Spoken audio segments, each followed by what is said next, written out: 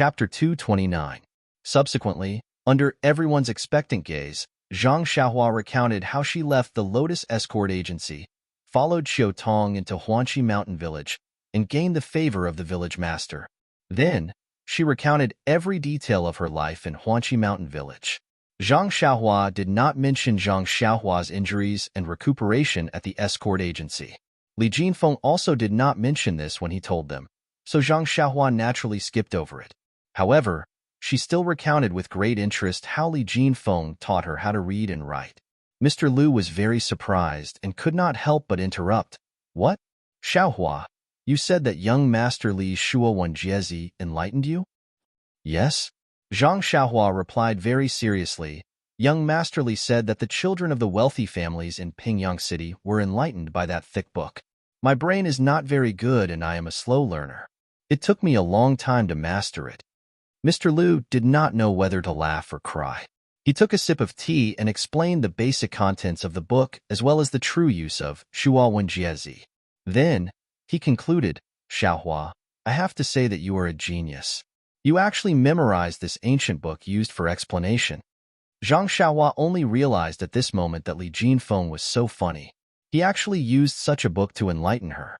This was really unprecedented. However, on second thought, she was very grateful to Li Jinfeng. It was also because of Li Jinfeng's targeted enlightenment that she was able to master language and words in such a short time and understand fist techniques. If he had used something like the 3-character classic or the 1,000-character classic, she reckoned that she would not be able to understand any fist techniques, much less those books on medicinal herbs. Then, Zhang Xiaohua told them about how she started to read after she learned how to read and helped the mountain village solve the problem of planting medicinal herbs. Then, she talked about her long journey. The truth of her long journey naturally could not be told to her family. No matter the reason or the danger she encountered, they were all secrets in her heart. Even Zhang Xiaohu did not know much about it now. However, Zhang Xiaohu being able to enter the Misty School had a lot to do with her long journey. Zhang Xiaohua could only use the spring and autumn annals to roughly describe the part where she killed the old man in black to save Oyen. She directly said that in order to save Oyen, she sacrificed herself in front of Oyen. As for the details, she did not know the reason. The reason was that it was because it was already midnight, and she had fallen asleep. At that time, it was because she had killed the old man in black to save Oyen. Guosufei did not care about the details. She cried and hugged Zhang once again, and said, Xiaohua, Xiaohua, ah, why are you so? Why are you? How, Zhang, why are you so many S.A.s? S's Li, SSSS, you, how? No matter how good the manor lord is to you, it is not worth it for you to exchange your life for it. Even though she knew that her son was sitting in front of her, Guosufei's heart still jumped. Zhang Xiaohua smiled and said, Mother, actually, at that time, when I saw Manor Lord O, I thought of how good he was to me. It was as if he was my sister-in-law. If my sister-in-law encountered such danger, how could I just stand by and watch? Guosufei was speechless and said, How can you be so honest? Lu Qian said, Mother, you don't have to blame him. If Xiaohua did not treat him like this, how could he treat him like this? Guosufei did not think too much about it. She just hugged her son with heartache. Waiting for her mother's mood to calm down a bit, Zhang Xiaohua told her about how he met his second brother. He did not dare to say anything about how he was drifting in the river and recuperating on the way, for fear of making his mother sad again. When he met Zhang Xiaohu, he had already told her about what happened. Zhang Xiaohua did not need to say too much. Since Zhang Xiaohua risked his life to save the Misty School's leader's younger sister, then it was natural for Zhang Xiaohu to enter the Misty School. However, when it came to Zhang Xiaohua being able to give such a precious opportunity to his second brother, everyone felt gratified. When they went out to make a living, many people would forget righteousness at the sight of profit. Even family affection was weak. For Zhang Xiaohua to be so kind to his second brother, his heart was pure and kind. Later, Zhang Xiaohua talked about some interesting things in Huanqi Mountain Villa. As for the road of martial arts, he did not say a word. Except for Zhang Xiaohu, everyone was not surprised. They only thought that Zhang Xiaohua was just a servant in Huanqi Mountain Villa and did not practice a lot of martial arts. Guo only looked at her son lovingly. How could she put Zhang Xiaohua's amazing qinggong in her heart? Her heart only floated away with her son's words, accompanying the long-lost time and space. Zhang Xiaohua talked about interesting things like this. It was already very late. Unknowingly, a few hours had passed. Everyone was still immersed in the two's encounters in the past few years. Although Zhang Xiaohua did not talk about his participation in the martial arts exhibition, he described some of the details of the martial arts exhibition and the competition in detail. After all, this kind of thing was not something that people like Zhang Kai and Guo Sufei could come into contact with. Even Mr. Liu could not. Zhang Xiaohua was also excited. Sitting in his mother's arms, he talked happily and forgot the time. When midnight came, he was still talking nonstop. However, as everyone listened, Zhang Xiaohua suddenly stopped. His body tilted and fell into Guo Sufei's arms. Guo Sufei was shocked and hurriedly called out to him. Everyone else also immediately stood up. Only Zhang Xiaohu smiled and said, "Mr. Liu, father, mother, big brother, big sister-in-law, it's okay. He's always like this. I think it's already midnight. Didn't Xiaohua just say that he will definitely fall asleep at midnight? Isn't saving their manor lord like this? Moreover, when I came back from the south with him, he was also like this." Only then did everyone relax. Guo Sufei leaned over to listen to Zhang Xiaohua snoring. Only then did she truly relax. Zhang Xiaolong said, "Mother, let me carry Xiaohua to the small house." Lu Qin hurriedly said at this time, "That, Xiaolong, wait a moment. I haven't tidied up the small house yet." Xiaohua and Xiaohu came back in a hurry and were busy cooking. "I'll go now." After saying this, Lu Qin hurriedly left. Zhang Xiaolong's words caused Guo Sufei's tears to flow again. She said, "No, Xiaolong. You don't know, Xiaohua. He's pitifully light now. I can easily carry him." Ah! Everyone was very surprised. How was this possible? No matter what, Zhang Xiaohua was still a teenager. No matter how strong Guo Sufei was, it shouldn't be possible. Guo Sufei only thought that her youngest son suffered outside and became very thin. However, Zhang Xiaohu knew that his younger brother had always been greedy. The Huanxi manor would not mistreat the servants. How could his younger brother become thin? But his mother said that Zhang Xiaohua's body was extremely light. He immediately thought of the day of the martial arts exhibition when the team leader threw Zhang Xiaohua over his head. Thinking of Zhang Xiaohua's Big Dipper magical fist, Zhang Xiaohu became thoughtful and quickly explained to Guo Sufei, "Mother, although Xiaohua doesn't live with me, he's not too far away from me. I've also seen the food in their manor. It's not like what you think. It's many times better than what we usually eat. Moreover, Xiaohua only takes care of a few fields of medicinal herbs. It's much smaller than our family's farmland. It's definitely not the reason for suffering. Maybe it's because of his light weight." Cultivation of martial arts? Everyone was surprised again. You're saying that Xiaohua also cultivates martial arts? You can practice martial arts because you're in the escort agency and entered the Misty school. Xiaohua also didn't have a master. How can he practice martial arts? Zhang Xiaohu's face was filled with a bitter smile. He secretly said in his heart, "Not only can he practice martial arts, he's even better than me." His mouth said this, "I'm not sure. It's better to ask him tomorrow." At this time, Lu Qian also came back and said that the small house had been cleaned up.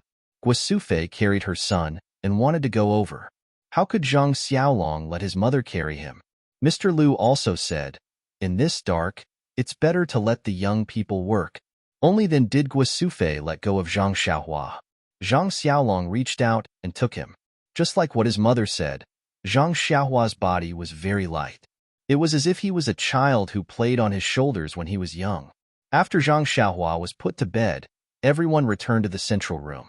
Zhang Xiaohu took out a pile of scattered silver and some small banknotes from his chest and said, "Father, Mother, this is what we brothers have earned in the past 2 years in Pingyang City. You can keep it. It's also a small token of our appreciation." Zhang Kai looked and said, "You should keep some for yourselves. It's inevitable that you'll need it when you're outside. It's not like the countryside where you can provide for yourself." Zhang Xiaohu smiled and said, "It's okay, father. I'm in the Misty School and Xiaohua is in the Huanxi Manor. We don't need any silver. You don't have to worry about us. Gua Sufei shook her head and said, It's better to keep some. You should buy some clothes for yourselves. Don't be looked down upon by others. Zhang Xiaohu said, There's no need. The Misty School distributes clothes, and so does the Huanxi Manor. If we buy our own clothes, we'll be different from others. My clothes are also from the escort agency. I don't wear the sex clothes. You should keep the silver. It's not easy to earn money in the countryside. Zhang Kai nodded. Zhang Xiaolong motioned Lu Qian to come forward and take the money. After a quick count, Lu Qian couldn't help but cry out, Io, there's a banknote worth 100 taels. Zhang Xiaohu said, This is a token of appreciation from the Huanxi Manor's manor lord to Zhang Xiaohua. Only then did everyone come to a realization. In the village, they would usually only see copper coins. There were very few pieces of silver.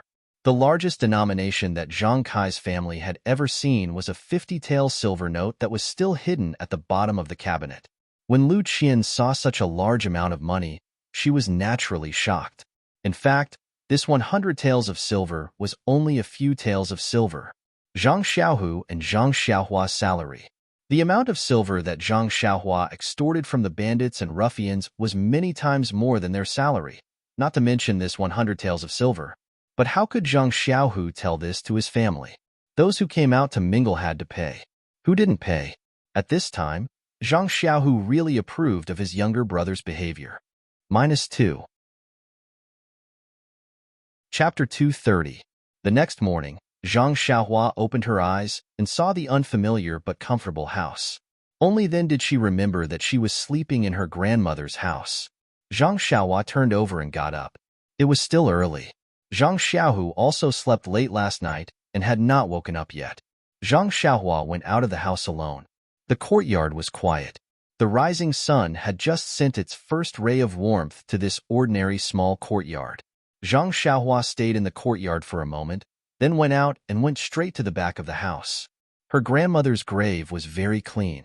The small grave mound was very clean, and there was not even a blade of grass growing. At a glance, one could tell that someone often tidied it. Zhang Xiaohua saw it from afar and felt a dull pain in her heart. Walking to the grave, Zhang Xiaohua knelt on the ground in a daze. After a long time, a voice came from behind. Xiaohua, I haven't seen you for a few years. You've grown up. You're also very good at dealing with people. If your grandmother's spirit is in the underworld, she would be happy. Zhang Xiaohua suddenly looked back and said, Father, there are many things that I don't know if I'm doing right or wrong. However, as long as I feel that I can live up to my conscience, I will do it. Maybe it's right, maybe it's wrong, but it's better not to let myself regret it. Looking at his son's mature face, Zhang Kai said with relief, Father is just a farmer in the countryside. I won't say anything unnecessary. As long as you think it's right, do it and don't regret it. I know, Father, Zhang Xiaohua said. I'm good at everything outside, but I miss home and grandmother. Zhang Kai said with a smile, Your elder brother often comes to tidy up your grandmother's grave. Every time, he said that if there is any oversight, Xiaohua will not let him go. Haha, everyone is like you. We all miss her. By the way, Father, you and elder brother have worked so much these 2 years. It's been hard on you. It's nothing. We're used to it. We're not used to not working for a day. Well, don't say so much. Go back and prepare the meal. After dinner, Zhang Xiaohua put down her bowl and chopsticks and said, I'll go get some water. Lu Qian said, There's no need. Xiaohua, your brother has been carrying water for the past 2 years. You should sit down and rest first. No, you don't need to rest. Sister-in-law, I slept all night and have already recovered. I'd better do my old job. After saying that, he rushed out to get the bucket. Zhang Xiaolong and Lu Qian couldn't resist him, so they had to let him go. Zhang Xiaohua went out of the gate and walked towards the back slope. Many people in the village knew that Zhang Xiaohua and his brother had returned home in glory. Along the way, many villagers greeted him. Zhang Xiaohua responded with a smile. When they left the village, they saw fewer and fewer people. The land at the back slope was not good. There were not many people who cultivated the land. Even if they cultivated the wasteland, it was still some distance away from Zhang Xiaohua's land. It was still early, so no one came out. Zhang Xiaohua leisurely walked to the front of his land. Now that it was autumn, the crops were about to be harvested. Seeing that the wasteland he cultivated was full of fruits, Zhang Xiaohua was full of joy. After looking at his land, Zhang Xiaohua went down the slope and came to the back of the well. This time, he came to draw water, not only to draw water, but more importantly, to see what the mystery of the well water was, that it contained the qi of heaven and earth. Zhang Xiaohua put the bucket on the ground and looked around to see that there was no one around. Then he sat cross-legged and calmed his heart. According to the method of Carefree Heart Sutra, he released his perception. Once this perception was released, Zhang Xiaohua was shocked. This kind of surprise was not inferior to that day in Zhang Qingyue's small courtyard. The qi of heaven and earth around the well was frighteningly rich. It was not inferior to the Misty School's pharmacy hall. Moreover, the qi of heaven and earth around the well was not like what Zhang Xiaohua had perceived before. It came from the top to the top, diffusing between heaven and earth. Zhang Xiaohua immediately understood that there must be something strange in the well, or there must be something rich in qi of heaven and earth that could emit qi of heaven and earth. Perhaps it was a primordial stone? However, according to Carefree Heart Sutra, primordial stones all contain qi of heaven and earth. How could they emit qi of heaven and earth? However, Zhang Xiaohua's cultivation was still shallow, and he could not control his perception too far. How could he discover the secret in the well? In addition, since last night's qi deviation, Zhang Xiaohua had not had time to investigate his qi. At this time, he also used the method of Carefree Heart Sutra and found that the qi in his meridians was normal. There was no change. If there was any difference, it would be that Zhang Xiaohua felt that his qi was a little lively today, flashing slightly. The slope was such a good place to practice, so naturally, Zhang Xiaohua would not let it go. He unconsciously drew qi into his body, wanting to practice a little. However, as soon as he released his perception, just as he drew the qi of heaven and earth to his side, he suddenly felt a strong attraction above his right hand, leading his perception to deviate in that direction. Zhang Xiaohua's perception could not be released too far. It seemed that there was something there, but he could not reach it. Zhang Xiaohua immediately gave up on drawing qi. He opened his eyes, stood up, and looked at the direction. It seemed to be the field that he had just walked down. What could be there? Zhang Xiaohua did not understand. Every stone and soil in that field was opened by him. He knew it as clearly as his own palm.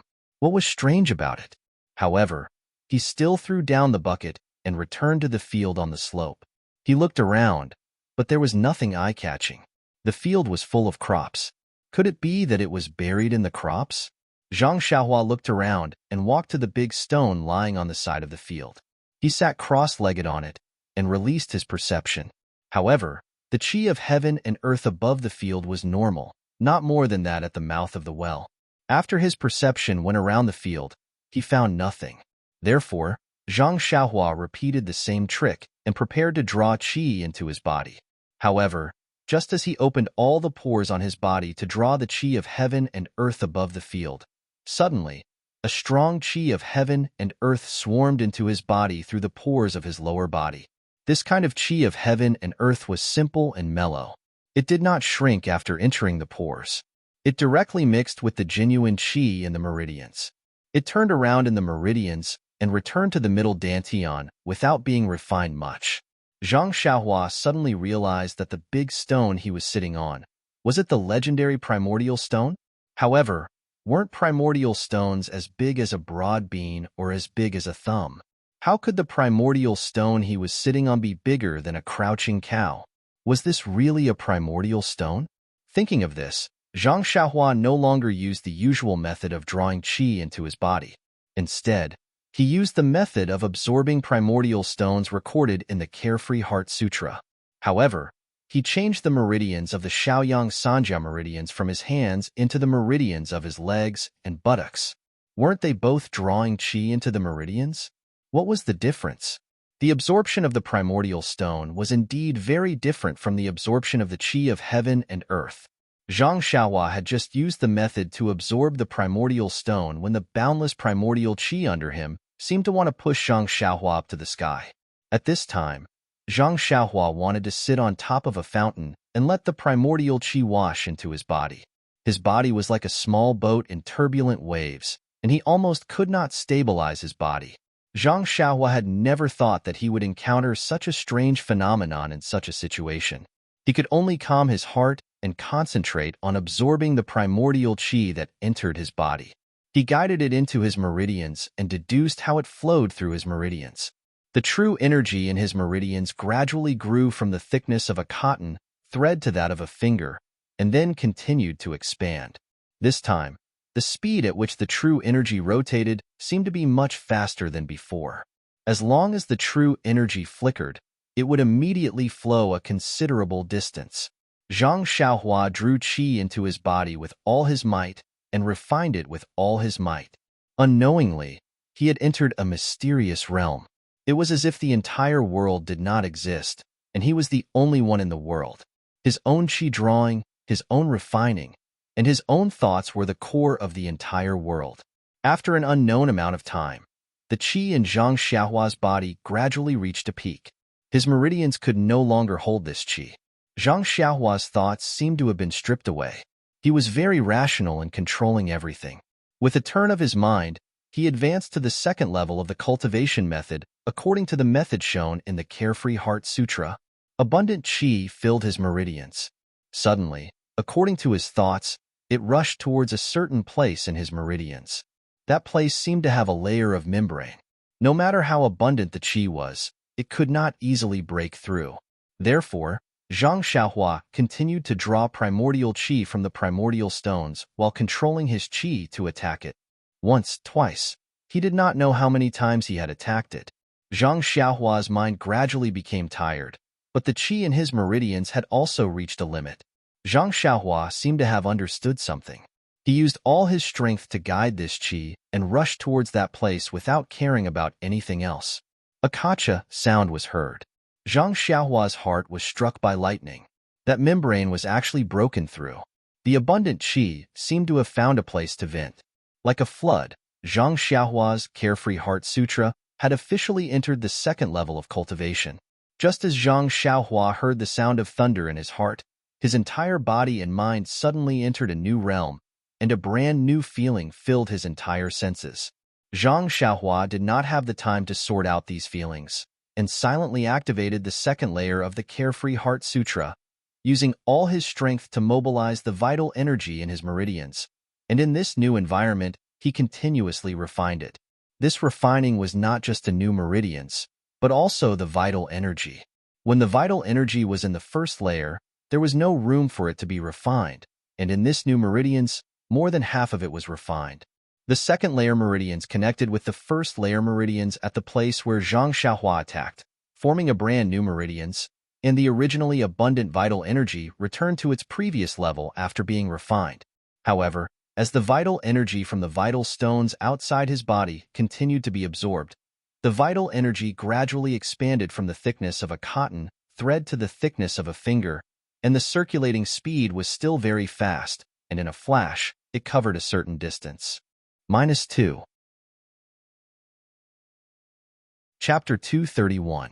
Not knowing how much time had passed, Zhang Xiaohua felt that the yuan qi of heaven and earth in her body had stabilized. That extremely pure and abundant yuan qi entered her meridians and converged into the zhen qi in her meridians. After a cycle of refinement, it was stored in her middle dantian. Zhang Xiaohua carefully discovered that the zhen qi in her middle dantian was much richer than before. The quantity was about the same as before, but the quality was a lot worse. At this time, Zhang Xiaohua habitually released her perception. This release was not a big deal, but it still gave Zhang Xiaohua fright. That perception was like an eye, able to see everything around her. It was not like before when she could only sense the yuan qi of heaven and earth. Zhang Xiaohua's heart moved. She thought of the records in the Carefree Heart Sutra. Wasn't this the divine sense mentioned in the Heart Sutra? This was a remarkable ability that could be achieved when the Heart Sutra was cultivated to the 6th level or above. How could she know it now? Zhang Xiaohua very interestingly tried out the remarkable ability she had just learned.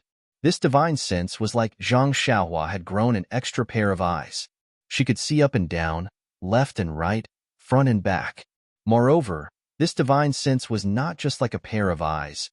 It was more like Zhang Xiaohua had grown an extra antenna. That divine sense wrapped around the crops in the field. Zhang Xiaohua could really feel the heaviness of the crops. Zhang Xiaohua wanted to use her divine sense to break off the fruits on the crops. Unfortunately, after trying, she could not do so. Presumably, it was because she had just learned it and was not yet mature. Zhang Xiaohua's divine sense had just been cultivated and could not cover far. It could only cover an area of about 5 feet. However, this small distance already made Zhang Xiaohua very happy. It was like she had gotten a new toy. She played with it endlessly until she was tired. Then she felt it withdraw like the ebbing tide. As soon as Zhang Xiaohua's divine sense approached her, she realized that she was not sitting on the huge, primordial stone alone. Her second brother, Zhang Xiaohu, was also standing beside her anxiously. Her surroundings were not as bare as when she first arrived. There was already a rough, thatched hut built around her. Now she was sitting cross-legged in this small, thatched hut. Zhang Xiaohua was astonished. He opened his eyes and was about to stand up when he suddenly discovered that the world in his eyes was somewhat different from the past. It was as if a veil had been lifted. Looking outside through the gaps in the straw hut, the entire world was clearly layered. Even the straw beside him could see the spirit within. Zhang Xiaohua could not help but understand. His heart sutra had entered the second layer. This was the benefit brought about by the advancement of his cultivation method. Thinking up to this point, Zhang Xiaohua could not help but feel a trace of anticipation in his heart. If there were such changes after just cultivating the first level of the cultivation technique, what kind of changes would it be if he cultivated all 18 levels of the cultivation technique? Moreover, another question that had been in her heart for a long time floated up.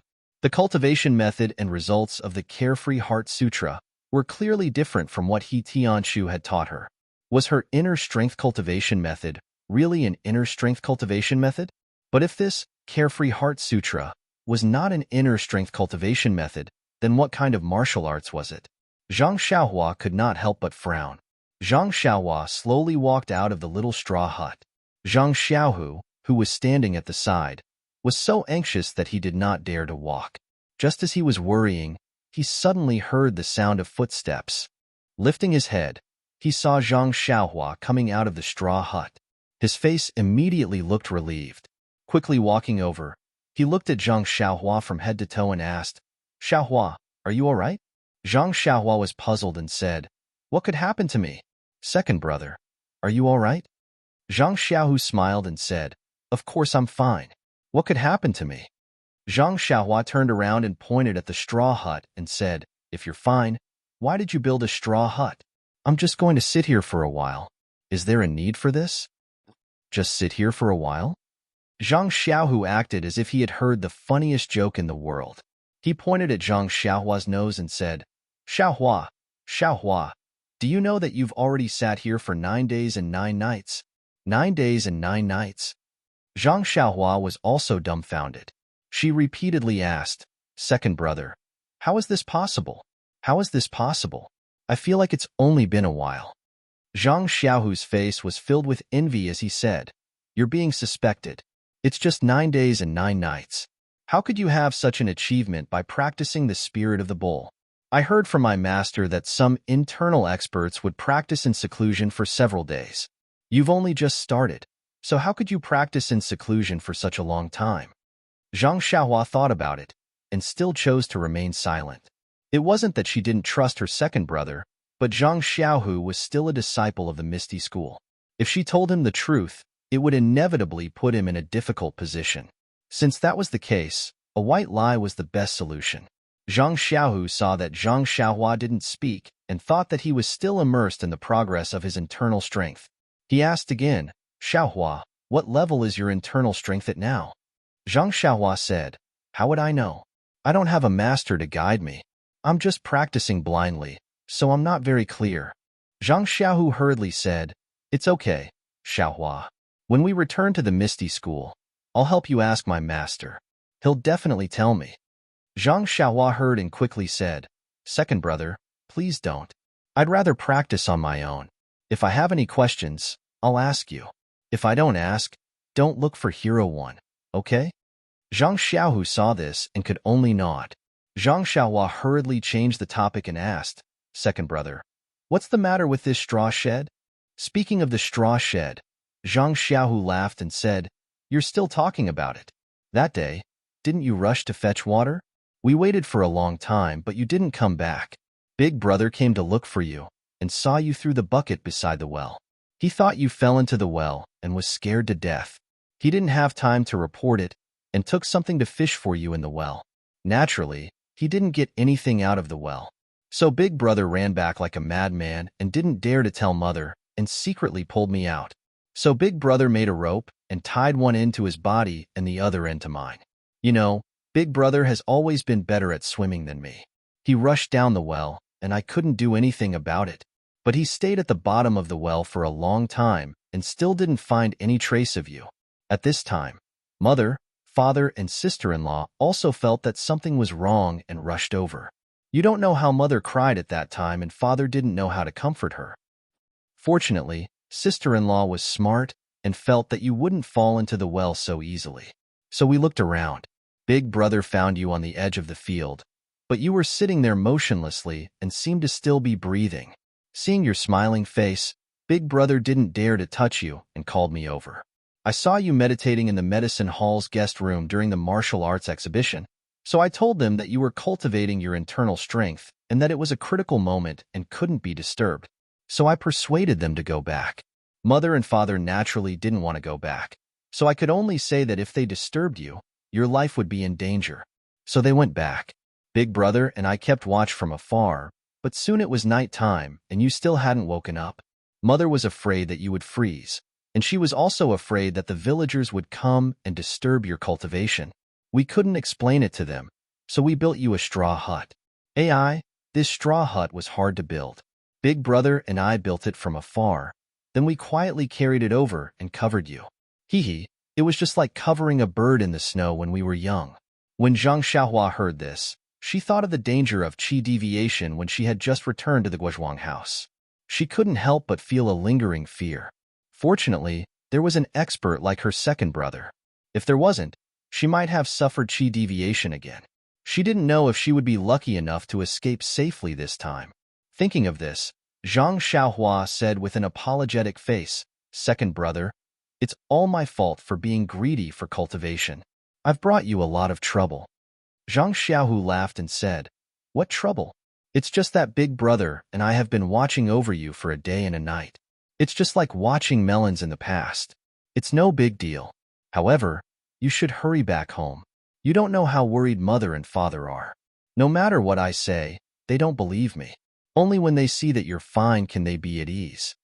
Zhang Xiaohua said, "Okay, let's go back together." The two brothers returned to the village together. The familiar villagers asked from time to time, "Xiaohua, where have you been these days? I heard that you came back, but why didn't I see your shadow?" Zhang Xiaohu answered first, "Xiaohua went to Lu Town. There are still some things to do." When the villagers saw that Zhang Xiaohua actually had something to do in Lu Town, their eyes immediately filled with awe and no longer asked any more questions. When the two of them returned to the Zhang family's small courtyard, the whole family sat in the central room with worried faces. When they saw Zhang Xiaohua and Zhang Xiaohu come back, their faces all changed and they were very happy. Zhang Xiaohu said first, "Look, Xiaohua's back. She didn't lose a single hair. I was right. She was just practicing internal strength. You don't have to worry." Zhang Xiaohua looked at her mother's extremely worried eyes and said, "Mother, it's really just practicing. It's just that I accidentally used too much time. Look, I'm really fine." Before Guosufei could say anything, tears flowed out first. She wiped her tears and said, "It's not that I don't want you to practice martial arts diligently, but the next time you want to practice martial arts, tell me in advance so that I won't worry, okay?" Zhang Xiaohua said with heartache, "Mother, I know. It won't happen again. The next time I practice martial arts, I will definitely tell you in advance." Zhang Kai also bit his pipe and couldn't help but say, "It's good that you're fine. Next time, you must be careful. Tell me in advance so that I won't worry about others." Zhang Xiaohua said carefully, "I know, Father. I will." Mr. Lu was also at the side. He sighed and didn't say anything. Lu Qian asked, "Xiaohua, You've been sitting for 9 days and 9 nights. Are you hungry? Hearing this, Zhang Xiaohua's stomach made a rumbling sound. Zhang Xiaohua blushed and said, "Sister-in-law, now that you mention it, I'm really hungry." Lu Qin smiled and said, "Then hurry into the house. Drink some water first. I'll bring you food right away." -2. Chapter 232.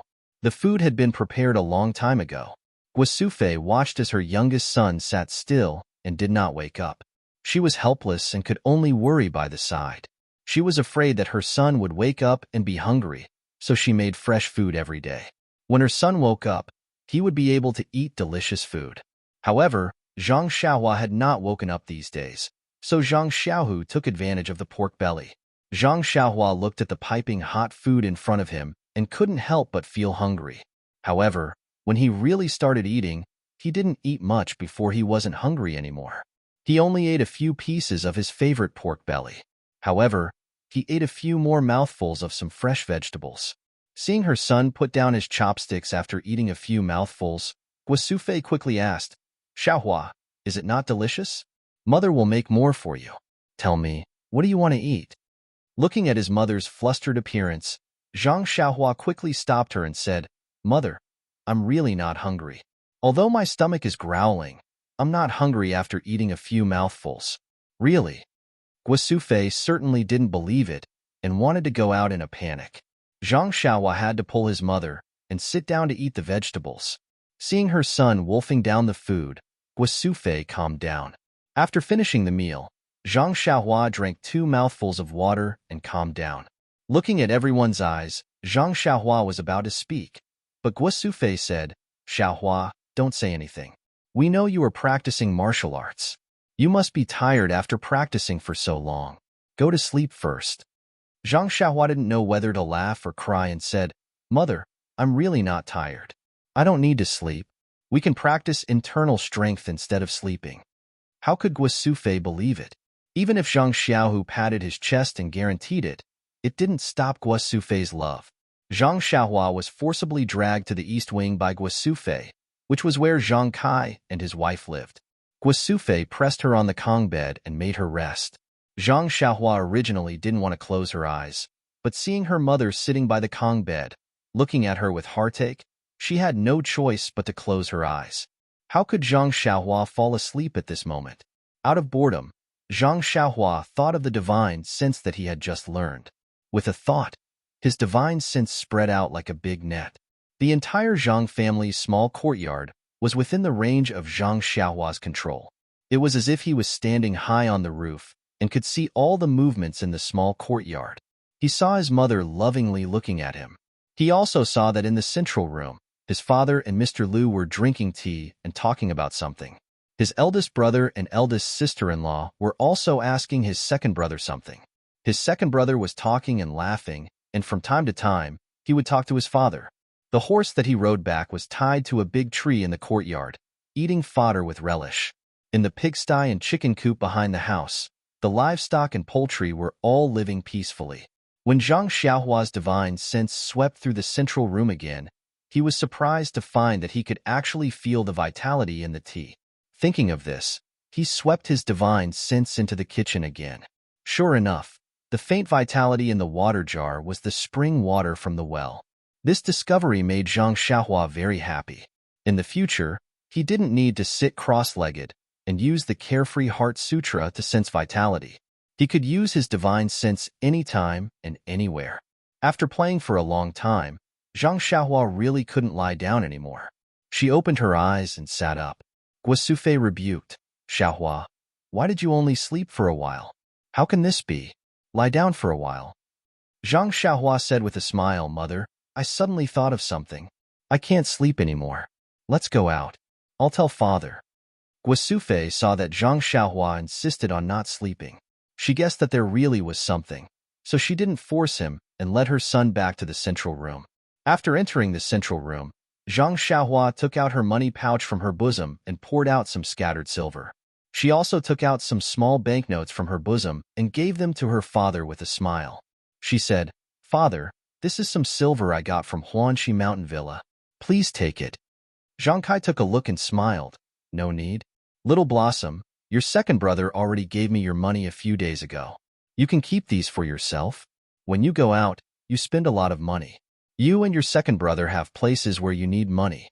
I've already accepted your second brother's money. You two brothers can use these for yourselves. Zhang Xiaohua didn't speak. She turned her head and asked Zhang Xiaohu, second brother, the small package I put on the Kong, you didn't touch it, right?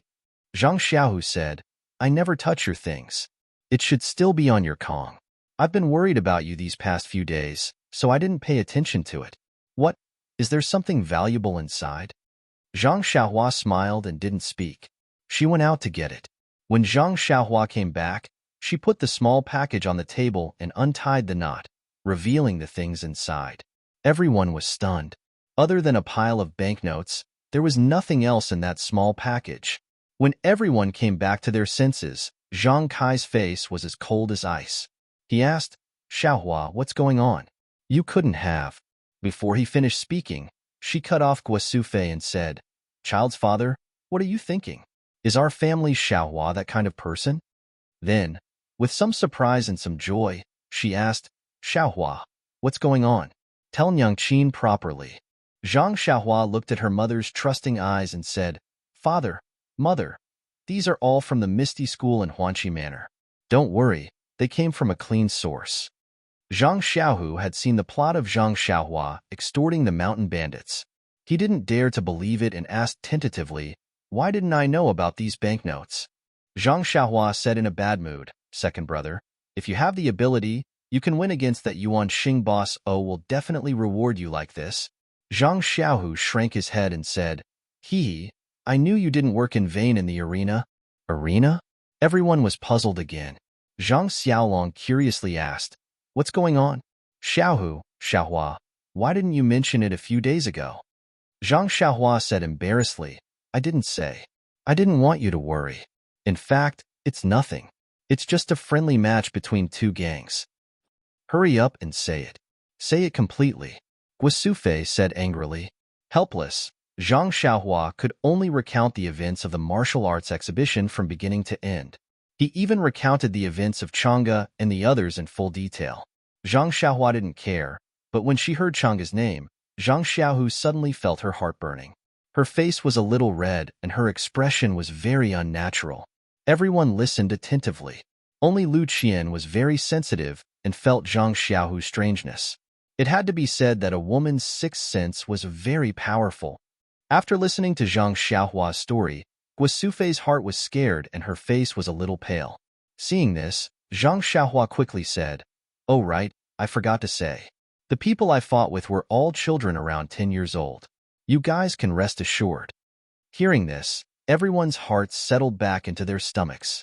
That's right, Zhang Xiaohua was already 14 years old. If he fought with him, wouldn't it be obvious that he was bullying him? They had directly forgotten that Zhang Xiaohua had just started learning martial arts. It was just that age was a problem. Guo Sufei probed. Just because you defeated 2 younger monks, the Misty School's gang leader rewarded you with so much money? Then, she turned around and asked Zhang Xiaohu, What about you? Why didn't you win? Zhang Xiaohu scratched his head, thought for a moment and said, Mother, that monk is older than me. Guo Sufei suddenly said, Oh, so it's like that. Zhang Xiaohua said with a smile, It's not like that. Mother, the Misty School rewarded me with 1,000 taels of silver. They are all 10 taels of silver for one. There are also 2,000 taels of silver from the Huanqi Manor. They are 5 taels of silver for one. In fact, 1,000 taels of silver is enough to reward me. According to the manor head, the key was that when I saved her last time, she felt that the 100 taels of silver I took was too little. She felt guilty, so she gave me an extra 1,000 taels of silver. 3,000 taels. Everyone was dizzy, including Mr. Liu. This was an incomparably huge sum. The shock that the Zhang family received from Zhang Xiaohua last time had not yet passed. This time, Zhang Xiaohua brought back another 3,000 taels. This truly shocked the Zhang family to the core. After a long time, Zhang Kai finally came to his senses. This huge amount of money really belonged to his family. He indicated to Guo Sufei to put away the silver, But Guasufei hesitated for a moment. Then, she trembled and tightly held the small package in her hands. She walked back to the east room and came out after a long time. At this time, Guasufei's expression had already returned to normal. She even held a few silver notes in her hand. She walked in front of Lu Qian and handed it to her, saying, "Qian Qian, you have been married into our Zhang family for so many years. It has really been hard on you. This is 200 taels of silver. Take it and buy some accessories." When Lu Qian heard this, her face flushed red. She hurriedly declined. "Mother, look at what you are saying. I came to our Guozhuang house not for money. You are treating me like an outsider." Zhang Kai also nodded and said, "Qian Qian, take it. Originally, these silver taels of silver should be kept by you. But Xiaolong's 2 younger brothers are not married yet. This silver taels of silver have to be kept. So, I let your mother keep it first. You can use it as pocket money." Lu Qian looked at Zhang Xiaolong and then kept the silver notes. When she heard this, Guasufei's face revealed a trace of gloominess. She asked with some worry, "Xiaohu, you are practicing martial arts in Pingyang City. When will you be able to return to the Guozhuang house? A few days ago, there were a few ladies who proposed marriage to me. You are not young anymore. You should consider it. Mother is also anxious to hold a grandson." Zhang Xiaohu's face darkened. He said angrily, "Mother, I am still young. Let's talk about these things in the future. Moreover, where did they go back then? They saw that I came back first and wanted to join in the fun. I am not going to do it." When Lu Qian heard Guasufei's words, she also lowered her head deeply. She held the silver notes tightly in her hand and did not say a word. Zhang Kai sighed and smoked again. Mr. Lu also had an awkward expression. He picked up the teacup and drank continuously. Zhang Xiaolong looked at Lu Qian lovingly. For a moment, the whole house was silent. Even if a needle fell to the ground, it would make a sound. -2. Chapter 233. Zhang Xiaohua saw that the atmosphere in the room was very dignified. Naturally, he knew what had happened at home, but this kind of thing was not something he could control. Suddenly, his heart moved. He released his divine sense and scanned Lu Qian's body. Since his divine sense could pass through objects, he didn't know if he could feel inside his sister-in-law's body. The result was that Zhang Xiaohua didn't know how to explain.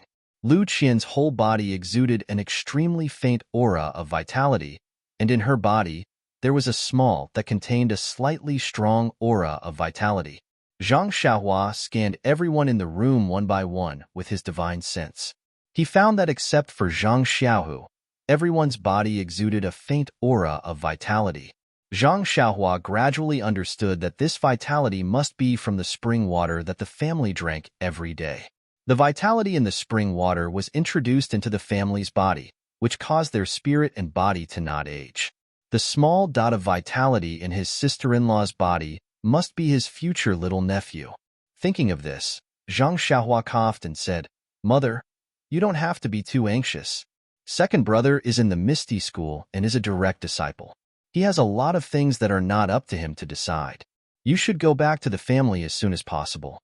Moreover, isn't there big brother and sister-in-law here?" Guasufei listened and looked at Lu Qian. She opened her mouth, but didn't say anything. Zhang Xiaohua continued to say, "Is it because sister-in-law's health is not good? She used to study at home, but now she is always working in the fields in the Guozhuang house. How can she be tired?" Hearing Zhang Xiaohua's question, Zhang Xiaolong said, "Your sister-in-law's health is very good. She used to work a lot and let the doctors in the medical hall see her. They all said that she was fine, and her period hasn't come for half a year. It's no wonder that mother is worried." Hearing this, Lu Qian's face became even redder. Zhang Xiaohua didn't understand the meaning of period. Seeing his sister-in-law so embarrassed, he knew that it was a woman's matter. Naturally, he wouldn't ask more. However, he smiled and comforted her. "Well, sister-in-law, if you don't worry, let me take a look." The internal strength I practice has the part of checking the meridians of the human body. I also have some small achievements in this internal strength practice, so I can see some clues. What do you think? When he said this, most of the people in the hall believed him. Anyone who saw Zhang Xiaohua's closed-door practice for 9 days and 9 nights knew that he was very powerful. However, Zhang Xiaohu was not convinced. Martial arts were martial arts, and medical skills were medical skills. They were completely different. Even if the internal strength was profound, it could only check the meridians. He had never heard that the meridians had anything to do with pregnancy. Zhang Xiaohu opened his mouth and was about to say something. But when he saw Zhang Xiaohua's confident look, he didn't dare to say anything. His little brother had always been mysterious. Even if he practiced a messy boxing skill, he could get the appreciation of Master O. Maybe he really had some confidence. Besides, it was also a good choice to say a few nice words to fool the old lady. Lu Qian was also full of expectation and asked, "Of course, Xiaohua, what do you want me to do?" Zhang Xiaohua smiled and said, "Just give me your hand. It's just like taking the pulse." When Lu Qian heard this, she quickly walked to the table and put her hand in front of Zhang Xiaohua. Zhang Xiaohua immediately stretched out 2 fingers and pretended to put it on Lu Qian's wrist. He released his divine sense again. In fact, he had already seen it just now. This time, he just wanted to confirm it. When his divine sense penetrated into the small point full of vitality, Zhang Xiaohua could actually feel the vitality inside. It was a kind of vitality that soared to the sky. At this time, Zhang Xiaohua was even more nervous about his guess. He closed his eyes like a doctor. After a while, when he felt that it was about time, he let go of her hand. Looking at everyone's expectant eyes, he said, "Congratulations, sister-in-law." Lu Qian didn't speak. Zhang Xiaolong asked, "Xiaohua, is it true? Why do I feel that you are not reliable?" Guo Sufei scolded, "Xiaolong, don't talk. Let's see what Xiaohua has to say." When Zhang Xiaohua saw that his mother supported him, he couldn't help but stick out his chest and said, "It's like this. Big brother and sister-in-law, our well water is very delicious, isn't it? But it's definitely not just delicious. It's a treasure. I won't say the specific details. Big brother, don't you see that father and mother haven't aged much in these few years? Even Mr. Liu has a strong character. Sister-in-law has been drinking this well water, so it has a little impact on sister-in-law. This impact is a very good impact. I have checked sister-in-law's body according to the secret method of my internal strength. Not only there is no problem, but I also want to solemnly announce that sister-in-law is really pregnant." "Really?" Guo Sufei was stunned. "It can't be?" Zhang Xiaolong didn't believe it. Zhang Xiaohu even curled his lips and said in his heart, "If it's about meridians, I can still believe it. But directly going to the main topic, I don't believe it no matter what." Zhang Xiaohua saw that her family members had different expressions. She clapped her hands and said, "I guarantee with my personality that what I said is absolutely true. It's just that this little thing is still very small now. It is trying its best to absorb the good things in the spring water. Maybe when it absorbs enough, it will grow up. At that time, you will see it. Then, do I still dare to drink the well water?" Lu Qian was a little skeptical and asked, "Of course you have to drink, and you have to drink more. If not, I don't know when my little nephew or niece will come out." Zhang Xiaohua said firmly, "So it's like this." Lu Qian was a little hesitant. She couldn't always drink water. Zhang Xiaohua saw her sister-in-law's look, and she seemed to understand her meaning. The vitality in the spring water was too thin. If the fetus really needed this vitality, it was really hard to say how much water it could drink. Suddenly, Zhang Xiaohua's heart moved. "Isn't there an incredible vitality stone in the field on the south slope? Can't I just knock a piece from it and bring it to my sister-in-law?" However, the vitality of the vitality stone was restrained, and there wasn't much vitality emitted. She didn't know if it would work. Thinking of this, Zhang Xiaohua asked everyone to wait for a while, and she went out to the south slope. In the crops on the south slope, the vitality stone was still there, and no one paid attention to it. Zhang Xiaohua walked around the vitality stone for a long time, and she also took the stone and smashed it for a long time, but it seemed that no vitality stone was chipped off. In desperation, Zhang Xiaohua thought of her small sword.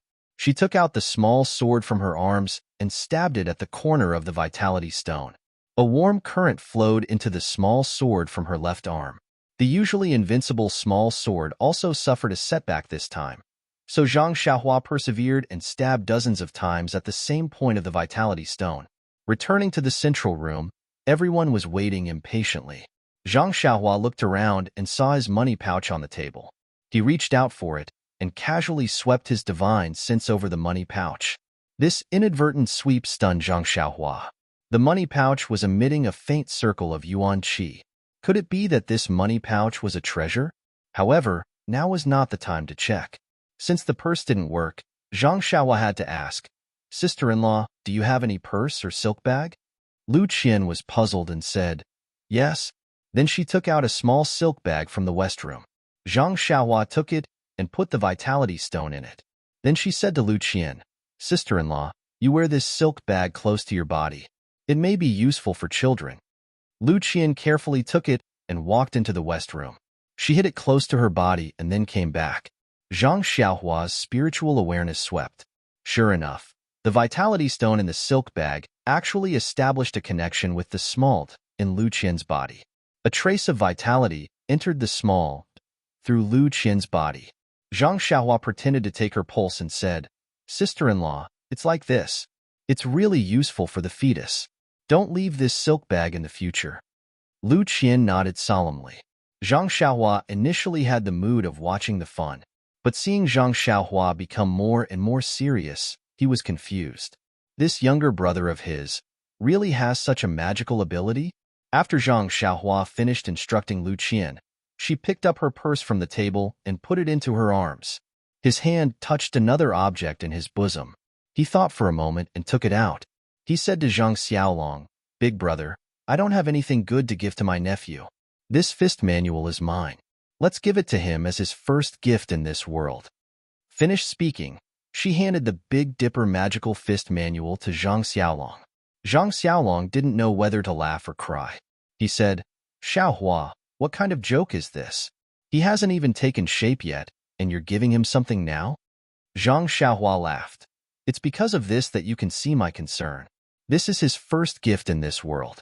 I'm sure he'll remember me for the rest of his life." Finished speaking, she forced the fist manual into Zhang Xiaolong's hands. Guosufei laughed. "Xiaohua is so considerate. As a grandmother, I'm going to fall behind." Zhang Kai said, "Xiaolong, this is Xiaohua's kind intention. Just accept it. When the child grows up, let Xiaohua and Xiaohu teach him martial arts." Mr. Lu also said, "Yes, just accept it. After I enlighten him, I'll let him look at this fist manual." Only Zhang Xiaohua bared his teeth and said, "Xiaohua, you're good. A fist manual is enough to send him off. What do you want me to give him?" Zhang Xiaolong saw that everyone was saying this, so he could only hand the fist manual to Lu Qian. Lu Qian was so smart. She knew that Zhang Xiaohua wouldn't fool her. Since Zhang Xiaohua knew something that even the doctors in the medical hall didn't know, and even put something in the silk bag for her to hide, and more importantly, a woman's unreasonable seventh sense told her that this fist manual wasn't ordinary. So she took the fist manual and carefully hid it in the back room. Only then did she come out to talk to everyone. Zhang Xiaohua saw that her sister-in-law treasured it so much and was happy. She secretly thought, "This fist manual is useless in my hands. If it can be passed down, it can be considered a family heirloom of the Zhang family. Hee. If many people learn it, maybe in a few decades, there will be a Beidou school. Haha, just thinking about it makes me happy." -2. Chapter 234. Not to mention that Zhang Xiaohua was fantasizing about the inheritance of her fist technique in the future, and not to mention that Mr. Lu and Zhang Xiaolong were envious of martial arts. They kept asking Zhang Xiaohu endlessly. Let's talk about Guosufei. She liked Lu Qian very much as her daughter-in-law. Everything was good when she married into the family, but her belly was still not there, which made her unhappy. If it was in another family, this mother-in-law would have already said vicious words, but Guosufei was not such an unreasonable person. Lu Qian also did all kinds of things very well. This made Guosufei bury her thoughts in her heart and not let others know. Today, when she talked about Zhang Xiaohu, she inadvertently pointed it out in her words. She thought that she was still a distance away from being a grandmother, but she didn't know that Lu Qian was already pregnant. So, Guosufei had already scolded the doctor in the medical hall thousands of times in her heart. In her eyes, Lu Qian was a model daughter-in-law.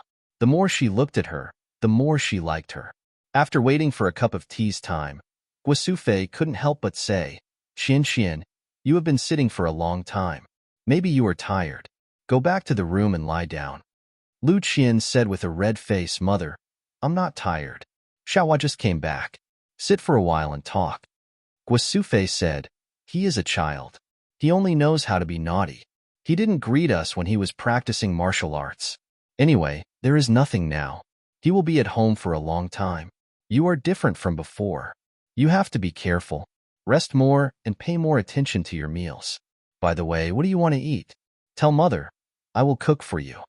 Lu Qian said shyly, "Mother, there is really no need. I haven't felt anything yet. Maybe Xiaohua saw wrongly. It is not necessarily." Guosufei said, "Xiaohua has never lied since he was a child. I believe what he said. You should go to the inner room to rest." When Zhang Xiaohua heard her mother praising her, she couldn't help but blush. She didn't expect that she still had such an honest image in her mother's heart. However, this seemed to have nothing to do with being honest. Moreover, it seemed that there were many times when he was honest in the past few years. Zhang Xiaohua touched her nose and said, "Nyang Qin, it's still early. Sister-in-law just got pregnant. Why let her rest so early? Isn't it good for the fetus to move around more?" Guosufei said, "What do you know? My experience must be passed down. By the way, Xiaohua, since you can read and write now, why don't you write? Turn this experience into words and make it into a booklet and give it to Qianqian for safekeeping. It will be passed down to the next generation just like your boxing manual. When our Zhang family becomes a big family in the future, this will be our heirloom. What do you think?" When Zhang Xiaohua heard this, she didn't have any expression. She looked at the sky outside and said, "Mother, it's going to rain outside. I'm going to collect the clothes." After saying that, he quickly walked out. When Guosufei saw Zhang Xiaohua leave, she turned to Lu Qian and said, "Qianqian, what do you think of my idea?" Lu Qian smiled and said, "Mother, I'll listen to you and go to rest first." After saying that, she also went into the inner room. When Zhang Xiaohu saw Guosufei looking at him, he quickly said, "Mother, the 2 horses outside need to be fed. I'd better go and add some fodder for them. Don't let them starve." Zhang Xiaolong also quickly said, "Mother, I'll go and see Qianqian and communicate with the child. I heard that early children can hear their father's voice. The children born are very smart." Not long after, everyone in the room found an excuse and ran out. Guosufei looked at the empty central room and was not angry. She smiled and went into the eastern room. She took out a child's robe that had not yet taken shape and slowly made it. Zhang Xiaohua found an excuse to escape from the room. He turned around and went to the back of the room.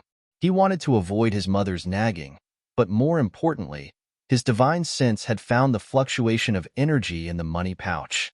Naturally, he wanted to see if there was anything unusual inside. Of course, he couldn't look in front of people. Zhang Xiaohua found a bamboo by the side of the pond and sat down. He took out the money pouch he had seen in the cave from his bosom. He did not use his divine sense to check it. Instead, he poured out all the things inside. There was a shabby jade pendant, a small white stone, a pearl hair clip, and some other miscellaneous things. Seeing the pearl hair clip, a pretty little face appeared in Zhang Xiaohua's mind. His face unconsciously revealed a smile, but then he was disappointed. He thought, "I don't know what little Ming is doing now. Maybe I won't be able to see her in this lifetime." After pouring out the things inside the money pouch, Zhang Xiaohua turned the money pouch upside down. He didn't find anything unusual. Could it be the things inside the money pouch? Zhang Xiaohua first picked up the jade pendant and looked left and right. He didn't find anything strange about it. Then he picked up the small stone. This thing was strange, but he couldn't find any clues. Just as he was about to change to something else, Zhang Xiaohua suddenly became happy. He thought that because he released his divine sense, he found the difference in the money pouch. How could he just use his eyes to look at it? It seemed that he still couldn't adapt to the life of having divine sense. Thinking about it, he released his divine sense and wanted to sweep the small stone in his hand. Sure enough, the small stone emitted a faint yuan qi fluctuation. Zhang Xiaohua also saw the wonderful use of divine sense from the Carefree Heart Sutra. He tried to immerse his divine sense into the small stone according to the instructions of the Carefree Heart Sutra, but the stone unexpectedly didn't have any reaction. After a while, Zhang Xiaohua slightly frowned. He was about to give up. At this time, the stone suddenly emitted a faint white light. Zhang Xiaohua quickly increased the output of his divine sense. Immediately, Zhang Xiaohua felt as if his eyes were bright. He could actually see a lot of handwriting from the stone. It was as if he was reading a book. Zhang Xiaohua increased the output of his divine sense. The handwriting became clearer and clearer. When he saw it clearly, Zhang Xiaohua couldn't help but suck in a breath of cold air. These numerous handwriting were not the usual handwriting. It was actually the same handwriting on the waist tag of the Misty School.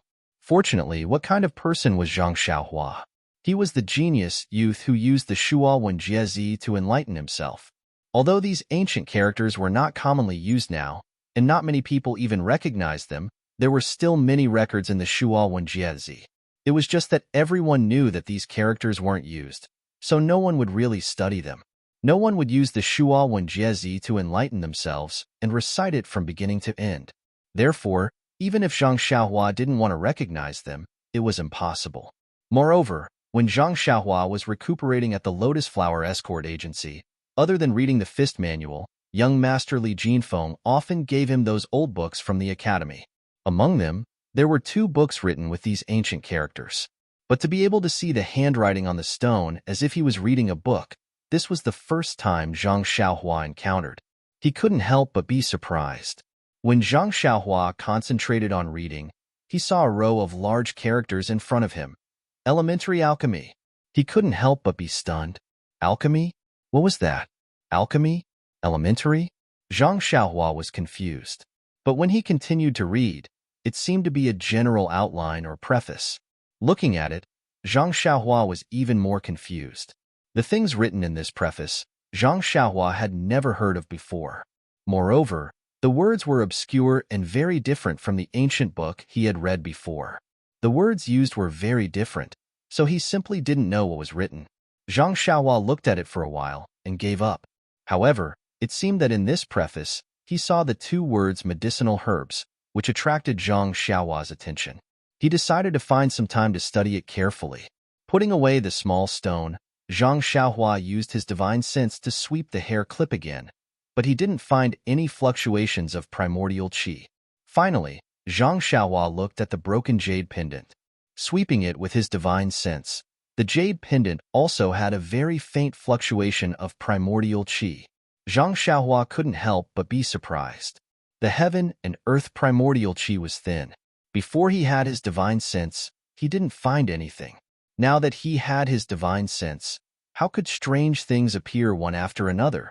Picking up the jade pendant, Zhang Xiaohua already had his previous experience, so he directly immersed his divine sense into it.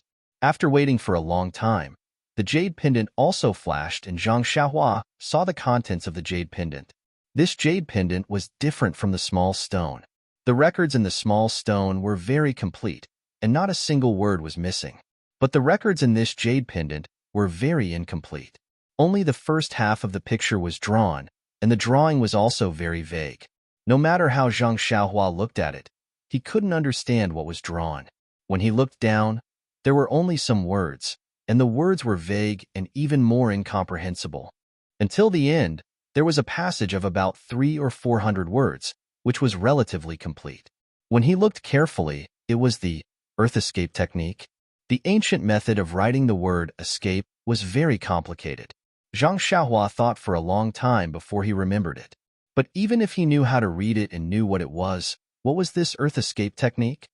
Zhang Xiaohua didn't know. Moreover, Zhang Xiaohua could also recognize the 300 or 400 words of the incantation. It seemed to be about how to operate and how to use it, but although he knew it, he didn't understand it. After looking at it for a long time, Zhang Xiaohua withdrew his divine sense from it and carefully put it into his clothes. When he had time, he would study it himself. Then, Zhang Xiaohua used his divine sense to scan the rest of the scattered things one by one. There were no more fluctuations of primordial qi, so he wanted to put them all into the money bag. Coincidentally, when Zhang Xiaohua casually swept his divine sense over the money bag, he found that the money bag was still emitting primordial chi fluctuations. Zhang Xiaohua was stunned. He remembered that he had already taken out all the things in the money bag and seemed to have turned the money bag upside down. How could there still be primordial chi fluctuations? After thinking for a while, Zhang Xiaohua understood. Could it be that the fluctuations of the money bag itself? So Zhang Xiaohua took the money bag in his hand and immersed his divine sense into it. At first, there was no movement, but when Zhang Xiaohua expanded his divine sense, suddenly, his eyes lit up, and a space half the size of his small house appeared in his mind. -2. Chapter 235. It was a small space. It was flat, like a big box. However, this box was too big. It was half the size of Zhang Xiaohua's hut. It was very neat and tidy. Besides a small three-tiered shelf, there was nothing else. On the shelf, there were a lot of porcelain bottles, very neatly arranged, and under the shelf, there were a few crooked bottles. At this time, Zhang Xiaohua was completely stunned and simply did not have the mind to look at the things on the shelf. He just looked at the small money bag in his hand and used his spiritual awareness to feel the space inside the money bag, which was almost bigger than the chicken coop in the Zhang family's small courtyard. He felt incomparably inconceivable. What the hell was going on? Was there another world hidden in this money bag? When Zhang Xiaohua withdrew his spiritual awareness, the money bag was restored to an ordinary money bag, and Zhang Xiaohua could not find any flaws. But when Zhang Xiaohua's spiritual awareness penetrated again, he once again saw the space inside the money bag. This was repeated several times, and it never failed. Suddenly, Zhang Xiaohua thought, this money bag was used to store things. So was that space the place to store things? So, he withdrew his spiritual awareness and put the pearl hair clip into the money bag. But when he released his spiritual awareness again, he did not see any pearl hair clip in the space. Looking again with his eyes, the pearl hair clip was still in the money bag. Zhang Xiaohua could not help but understand.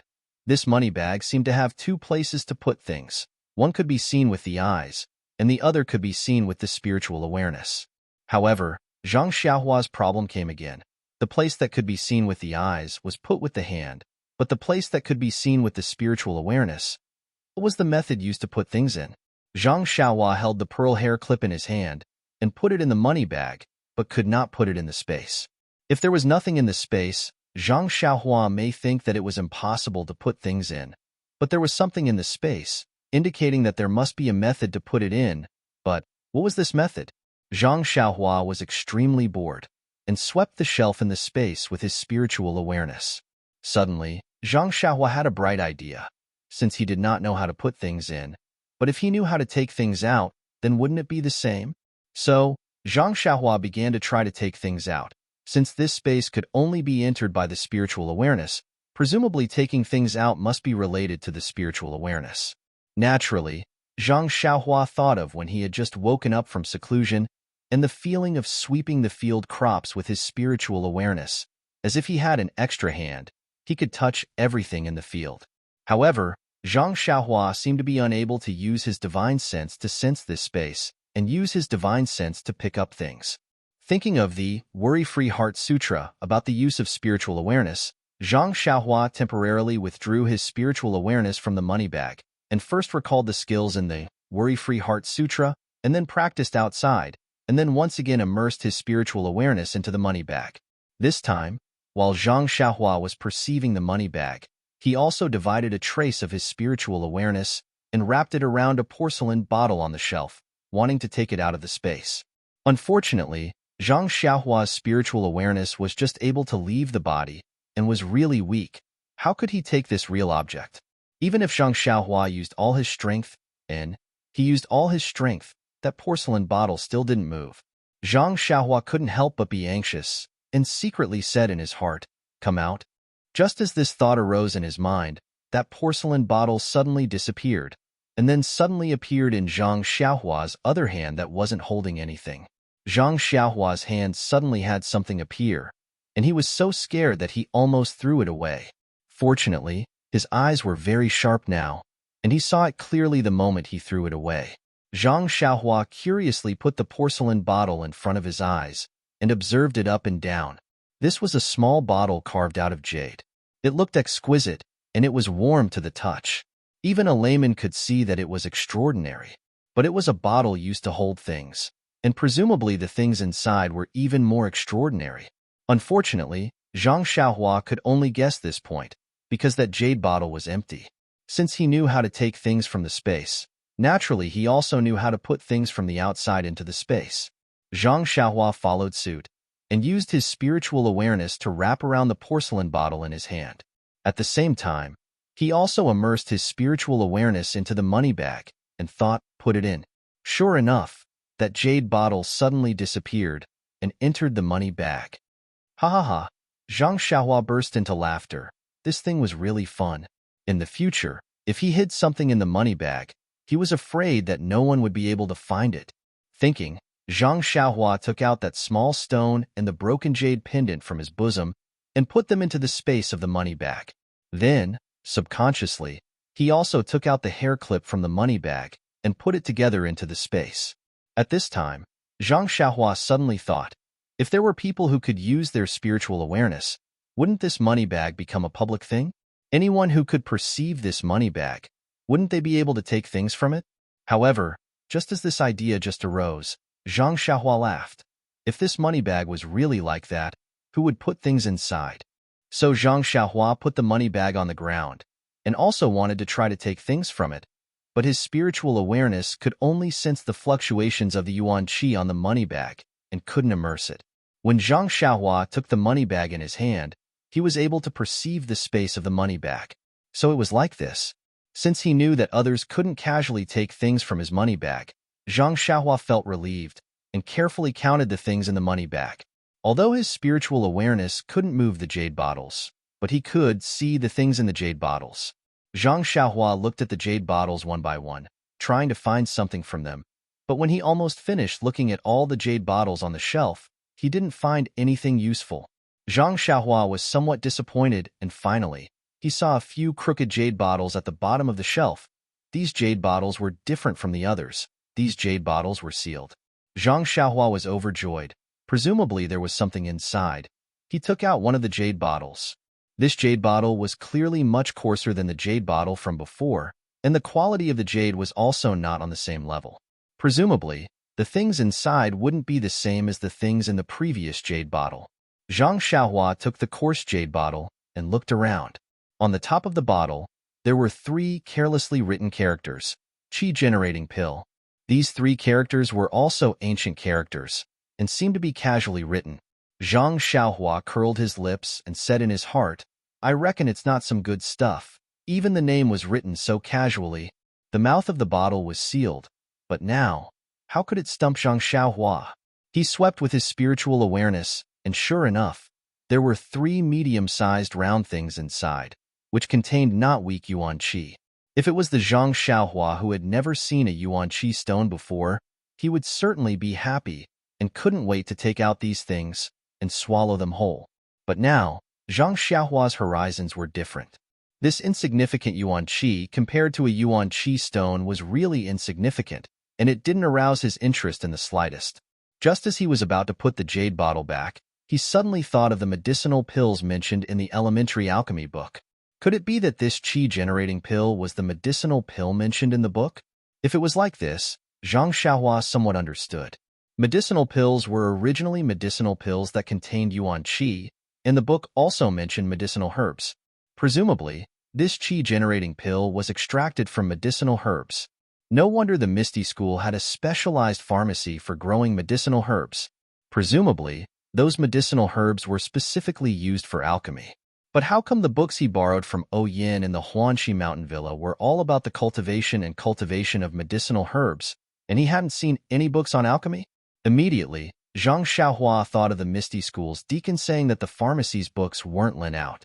Presumably, those alchemy books were all in the pharmacy. Thinking of the pharmacy's deacon's face, Zhang Xiaohua lost his interest in reading the books. Forget it. He would first finish reading the book in his hand. Thinking of this, Zhang Xiaohua put the jade bottle back into the space. Zhang Xiaohua put the money bag into his bosom, pulled out a green foxtail grass from the ground, and bit it with his teeth. Lying on the ground, he looked up at the white clouds in the sky, leisurely floating. He felt that his heart seemed to have forgotten something, but it was at the edge of his mind, and no matter how he thought, he couldn't remember it.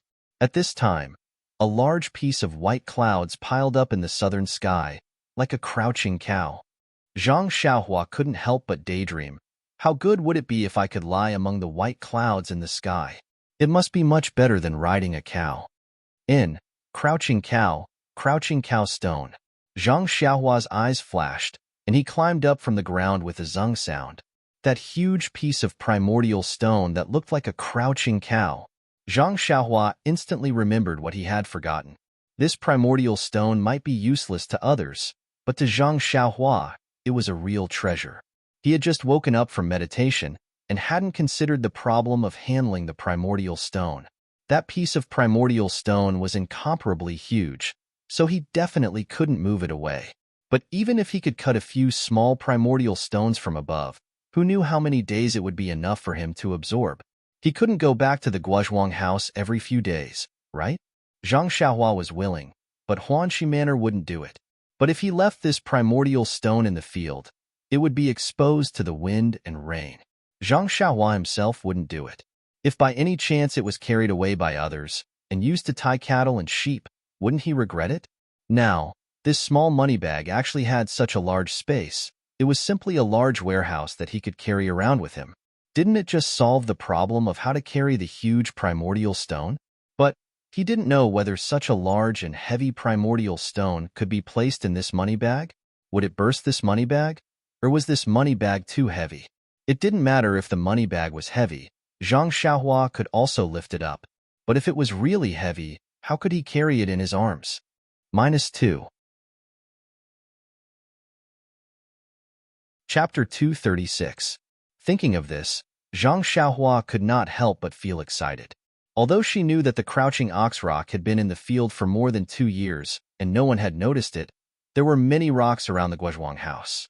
No one would take it away in such a short time. Moreover, what use would the rock have? But it was better to be safe than sorry.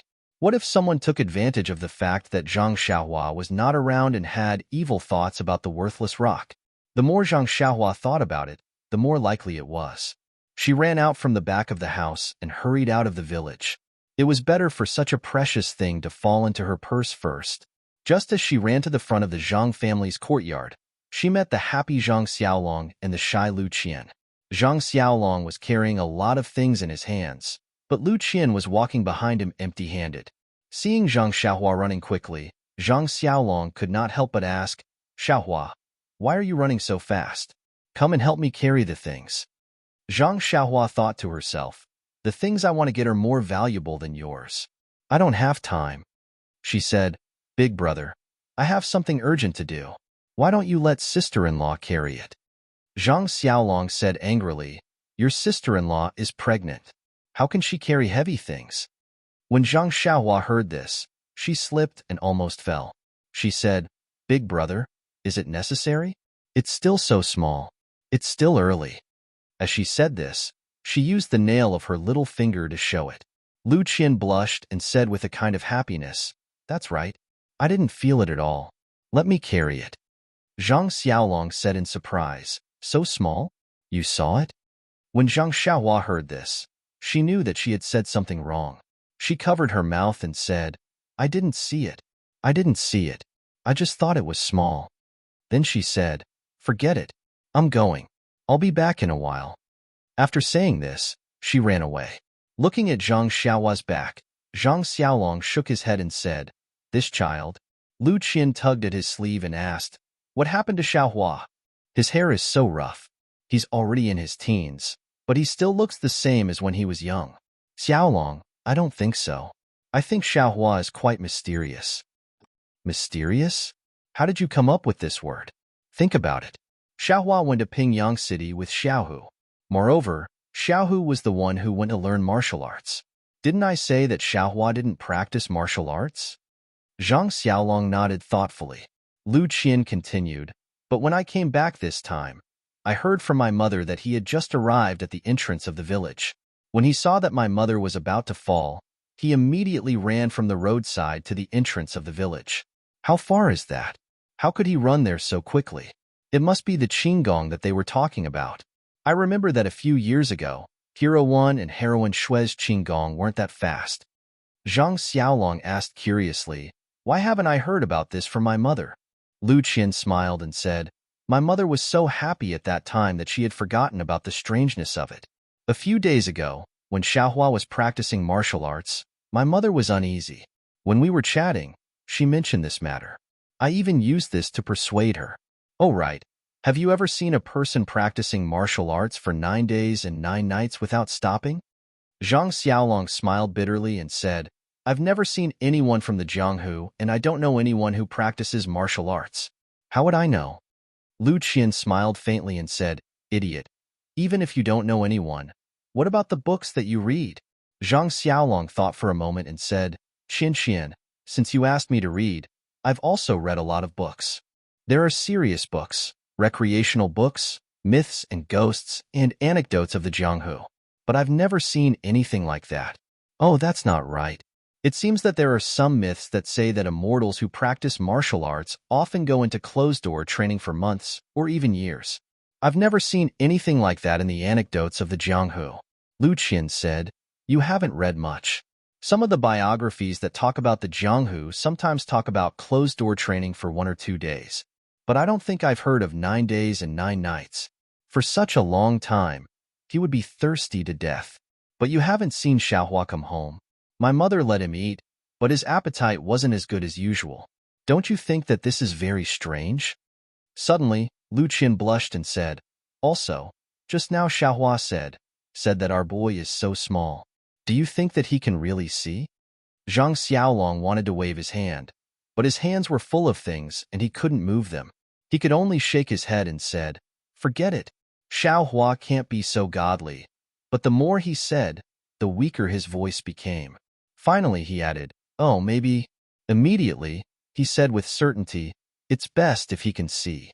Let him see the child's situation every day and tell us about it. Moreover, Xiaohua is our biological brother. The more powerful he is, the happier we will be, right?" Lu Qian said, "Yes, I really didn't expect that the little Xiaohua of the past would be so powerful now. Then, I think that when our boy grows up, we must let him practice the martial arts manual that he gave to our boy. I think he will have a bright future."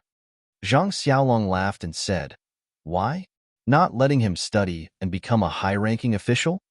Lu Qian said, "Idiot, do you know anything about both civil and martial arts?" Zhang Xiaolong smiled apologetically and said, I don't know. I only know about civil and martial arts and husband and wife." Lu Qian blushed and looked around. She said, "You're not serious. Let's go. Look, mother is coming out."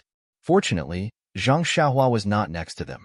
Otherwise, she would have burst out laughing.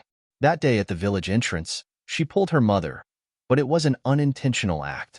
In fact, Guasufei was exaggerating the distance. Zhang Xiaohua's qinggong had a breakthrough, but compared with when Wanhai and Shuiqing, there was still a big gap. At this time, Zhang Xiaohua had run out of the village entrance. After crossing the small bridge, she looked around and saw that there was no one. Then, she immediately used qinggong to fly to her field. Before he even arrived, his divine sense had already swept in that direction like a waterfall. Fortunately, when his divine sense came into contact with the large amount of yuan qi contained in the primal stone, Zhang Xiaohua's heart was completely at ease. Arriving in front of the primeval stone, Zhang Xiaohua estimated the size of the primeval stone. She felt that it was more than enough to put it in the money bag. Only then did she take out the money bag. Just now, it was very difficult to take out a jade bottle from the space. Such a large and heavy primeval stone, she did not know if she could put it in. Zhang Xiaohua first immersed her divine sense into the money bag and felt the space. Then, she put her hand on the primeval stone. A wisp of divine sense wrapped around it. She used all her strength to put the primeval stone into the space. In fact, it was said that she used all her strength. How could Zhang Xiaohua know how to use divine sense to exert strength? Unsurprisingly, the primeval stone did not move at all. What was going on? Was it because the primeval stone was too big? But the space in the money bag was half the size of a house. It could definitely be put in. It must be because the primeval stone was too heavy. But how could her divine sense move such a heavy thing? Thinking of this, Zhang Xiaohua slapped her forehead. She was really stupid. Just now, she used a wisp of divine sense to take the jade bottle. Now, she used another wisp of divine sense. How could it work? So, Zhang Xiaohua left a wisp of divine sense to sense the space in the money bag. The rest of her divine sense was used to deal with the primeval stone. Zhang Xiaohua's divine sense was still very weak. It could just completely cover the entire primeval stone. After it was covered, Zhang Xiaohua manipulated her divine sense to move the primeval stone into the space. At this time, Zhang Xiaohua's heart moved again. It was so difficult for her to put the primeval stone into the space in the money bag. If she took it out from inside, it would certainly not be easy. In the future, if she wanted to absorb energy, what should she do? She couldn't always struggle to move the primeval stone. So, Zhang Xiaohua withdrew her divine sense and took out the small sword from her arms. Like last time, she easily chiseled 2 small pieces of primeval stone the size of a thumb. Zhang Xiaohua somewhat helplessly looked at the 2 small pieces of primeval stone. She didn't know how many times she could absorb it. Thinking about it, Zhang Xiaohua chiseled 2 more pieces and put them into her arms. Then, Zhang Xiaohua once again wrapped the primeval stone with her divine sense. Imitating the way she put the primeval stone into the jade bottle, she put it into the space. Zhang Xiaohua felt a tingling in her mind. The huge primeval stone in front of her disappeared without a trace. Only a big shallow hole was left in the field, indicating that there was something here. Zhang Xiaohua involuntarily clenched her teeth and took a breath of cold air. She massaged her temples with her hands and secretly said, "This unexpected wealth is really not easy to get. I have to pay the price." Sad. Such a big primeval stone was taken into her purse. She had a headache. She really took advantage of it and still acted innocent. Waiting for her head to stop hurting a little, Zhang Xiaohua swept out her divine sense. That huge primeval stone was quietly lying in her purse. But that purse's space was originally clean and tidy. Suddenly putting such a big primeval stone in it, and also stained with mud, it was rather out of place. But this was Zhang Xiaohua's private space. Who could see it? After finishing all this, Zhang Xiaohua hummed a little song and walked down the hill. Just as she was about to turn, she suddenly thought of the spring water at the bottom of the hill. She walked to the well and still released her divine sense. Exploring the well for a moment, she knew the reason. Her huge primeval stone was originally dug out from this well. Some of the stones in the well were inevitably stained with primeval qi. Or it could be said that these stones were also small primeval stones. The spring water seeped into the well and soaked with the primeval stones. Naturally, it was rich in primeval qi. Zhang Xiaohua wanted to fish out some primeval stones from the well. But in her divine sense, those primeval stones were really small, comparable to grains of sand. It was not easy to get them. Moreover, Zhang Xiaohua knew that her family drank the water from the well. The primeval qi in the water was very good for their bodies. Why would they do such a desperate thing? Zhang Xiaohua was thinking when he suddenly felt someone coming from behind. She turned her head to look. It was her second brother Zhang Xiaohu. Zhang Xiaohu carried 2 buckets of water. It was obvious that he was here to fetch water. Seeing Zhang Xiaohua, he was very happy and said, "Xiaohua, why did you come here again? Just now when Big Brother came home, he said that you had an urgent matter. What is it? Could it be related to this well?" -2. Chapter 237. Hearing this, Zhang Xiaohua said seriously, "It's like this, second brother. I just received a pigeon message from our school, saying that Sister Chang'e will come here in a while. I ran away, but she couldn't find our home, so I hurried here." Hearing that Chang'e was coming, Zhang Xiaohu hurriedly asked, "Chang'e, is she really coming?" But as soon as he said this, he saw Zhang Xiaohua trying to hold back her laughter. He knew that he had been fooled by this little devil. He laughed and said, "Forget it. Which school are you from? Beidou School or Misty School? If you're from Misty School, Why haven't I seen you take anyone as your teacher? If you're from Beidou school, it seems that your successor is still in my eldest sister-in-law's belly.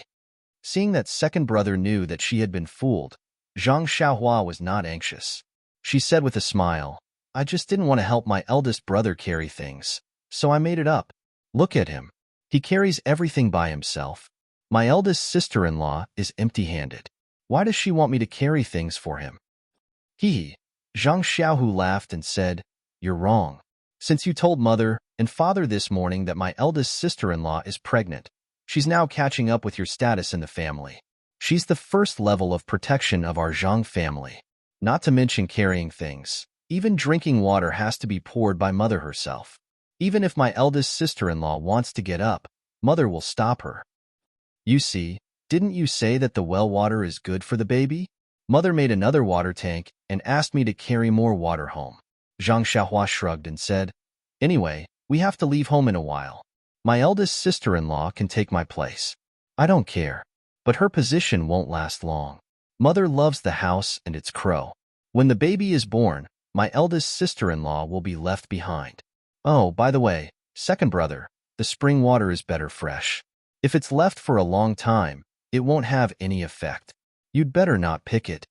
Hearing this, Zhang Xiao put the bucket on the ground and asked, Xiaohua, is what you told us this morning true? I always feel that you don't have such great ability.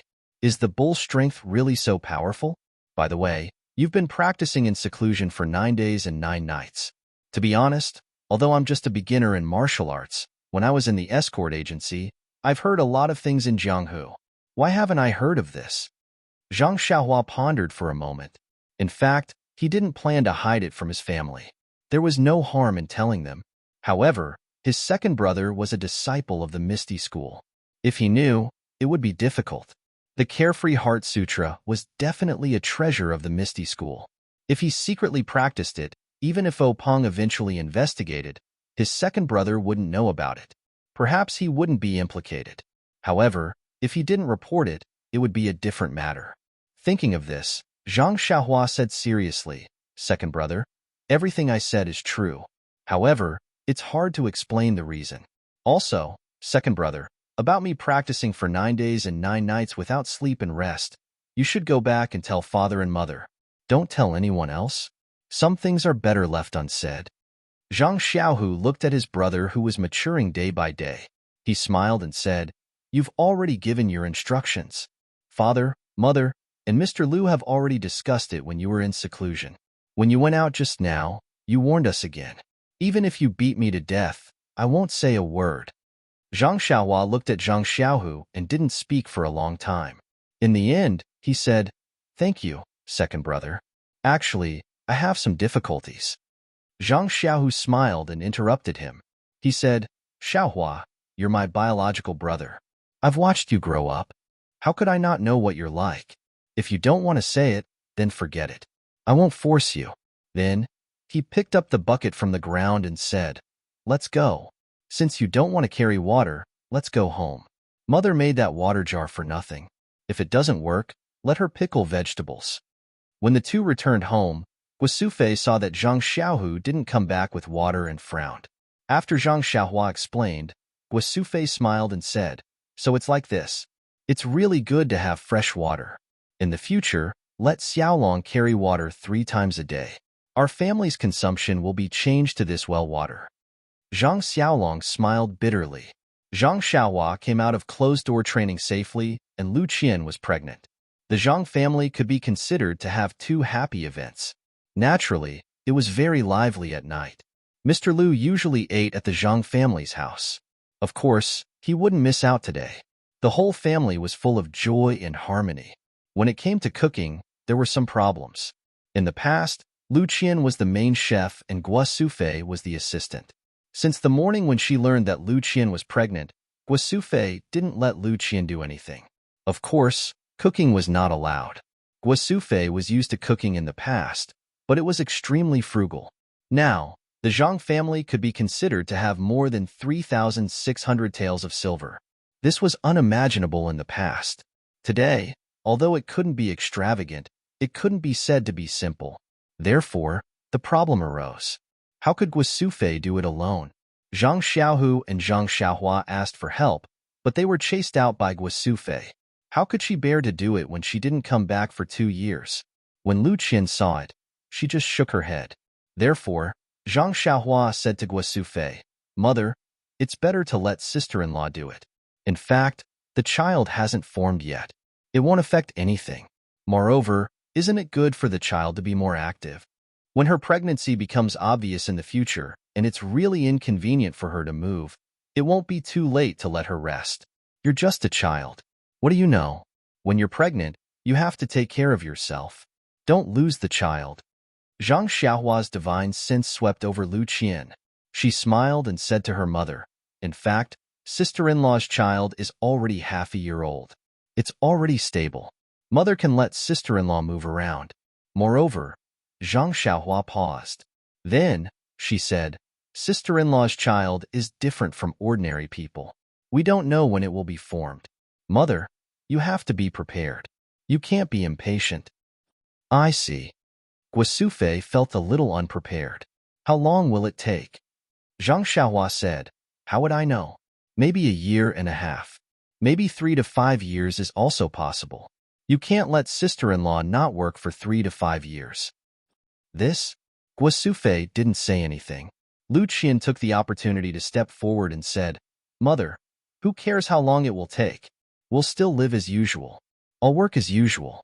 It won't be too late to talk about it when the melon is ripe." Guosufei nodded hesitantly. Lu Qian smiled and hurried into the kitchen. The whole family was waiting to eat. How could they not be anxious? Although the food at home wasn't as good as at Huanxi Manor, the atmosphere was completely different. Zhang Xiaohua liked this kind of happy atmosphere very much. Although her appetite wasn't very good, she still ate a lot. After the meal, everyone drank tea and chatted. They talked about some interesting things. Zhang Xiaohu also shared his experience as a bodyguard. Although there were such opportunities a few days ago, Zhang Xiaohua was still meditating in the field. How could the family be in the mood today? Perhaps it wasn't until today that everyone was completely relieved. Late at night, everyone returned to their rooms. Zhang Xiaolong went out and sent Mr. Liu back. When they returned to the room, Zhang Xiaohua asked, "Second brother, do you sleep or practice at night?" Zhang Xiaohu said, "Usually, I practice. I've just started practicing the art of ethereal magic. It's time for me to consolidate it, so I need to practice more. A few days ago, I saw you meditating, so I didn't dare practice." Zhang Xiaohua nodded and said, "Then let's practice together." Zhang Xiaohu smiled and said, "Okay, let's compete. Let's see who can improve faster." In fact, he had long lost confidence in his younger brother. Practicing for 9 days and 9 nights is not something an ordinary person can do. Although he didn't have the opportunity to test Zhang Xiaohua's internal force, he absolutely believed that he may not be his younger brother's opponent. Zhang Xiaohu closed the door, walked to the Kong, and sat cross-legged. According to Wen Wenhai's teachings, according to the records of ethereal divine art, he practiced breathing and refined his internal force. Zhang Xiaohua wasn't in a hurry. He just sat cross-legged and released his divine sense to feel the energy around him. He sighed softly. How could these few strands of energy be enough for him to practice? He saw Zhang Xiaohu meditating and couldn't help but sweep his divine sense towards Zhang Xiaohu. However, he didn't feel any signs of energy. Zhang Xiaohua couldn't help but feel strange. Listening to second brother's tone, his ethereal divine art was already at the entry level. His chi was also beginning to take shape. How could there be no signs of energy? Although his divine sense was like an eye, it was still sensitive to energy. Even the fetus in Lu Qian's body was only able to sense it because it absorbed energy. If there wasn't such an opportunity, how could Zhang Xiaohua know so much? Perhaps the ethereal divine art had some mysteries that he didn't understand. Thinking about it, Zhang Xiaohua took out 2 small stones from his bosom. He held one in each hand and closed his eyes to absorb the energy. Zhang Xiaohua originally thought that since the primordial stone was so small, the primordial chi within it must be limited, and the absorption would be very weak. However, just as he circulated his chi, he felt an extremely rich primordial chi flow out of the primordial stone in his hand and into his meridians. It was the same as sitting on the primordial stone a few days ago. Zhang Xiaohua quickly suppressed his astonishment and calmly absorbed and refined the primordial qi. However, he didn't immediately enter a meditative state. After a while, he stopped absorbing and didn't open his eyes. He just used his divine sense to sweep the stone. This sweep didn't matter. Zhang Xiaohua was surprised. The energy in the stone was still abundant. It didn't weaken because of his absorption. This small stone might not be too durable. If so, this small stone would be enough for him to practice for a long time. Thinking about the huge crouching ox stone in his purse, Zhang Xiaohua's mouth almost cracked from smiling. -2. Chapter 238. Not to mention that Zhang Xiaohua was overjoyed in the small room. It was difficult for her to calm down and absorb qi into her body. In the east room, Zhang Kai and Guosufei were also unable to sleep. Guosufei said, "Father of the child, I heard from Xiaohua that the child in Qianqian's belly will take several years to be born. What do you think about this?" "Several years?" Zhang Kai said in surprise. "How can it be so long? Other people are pregnant for 10 months. Why does it change when it comes to our family?" Guosufei said tensely, "I heard it from Xiaohua himself." Zhang Kai said disapprovingly, "Don't listen to his nonsense. How can a child like him know these things?" Guosufei said angrily, "If Xiaohua doesn't know, how can he know that Qianqian is pregnant? Moreover, didn't you see that he put something in the silk bag for Qianqian? If he really doesn't know, why is he acting so serious? Xiaohua has never been a child who lies. There must be a reason for what he said." Zhang Kai thought about it and said, "It makes sense. Xiaolong and Qianqian have been married for almost 2 years. They should have had a child long ago. According to Xiaolong, Qianqian should have been pregnant half a year ago. If it was someone else, they would have had a big belly by now. But our Qianqian still doesn't show that she is pregnant at all. Even the doctors in the medical hall can't see it. According to the growth of the child, Xiaohua said a few years is fast." Guosufei hesitated and said, "But isn't this too scary? Who needs a few years to have a child?" Zhang Kai was also silent. After a long while, he said, "Didn't I hear the storytellers say that many immortals carry a child for decades? Some even carry it for hundreds of years, or even thousands of years. We've only been pregnant for a few years, so it's normal." "Uft," Guosufei laughed and said, "That's all made up by others. Do you believe it?" "Whether I believe it or not is not a problem. The key is that there is no smoke without fire. Since there is such a saying, there must be a reason. Otherwise, no one would think of such a legend even if they crack their brains." "That's true.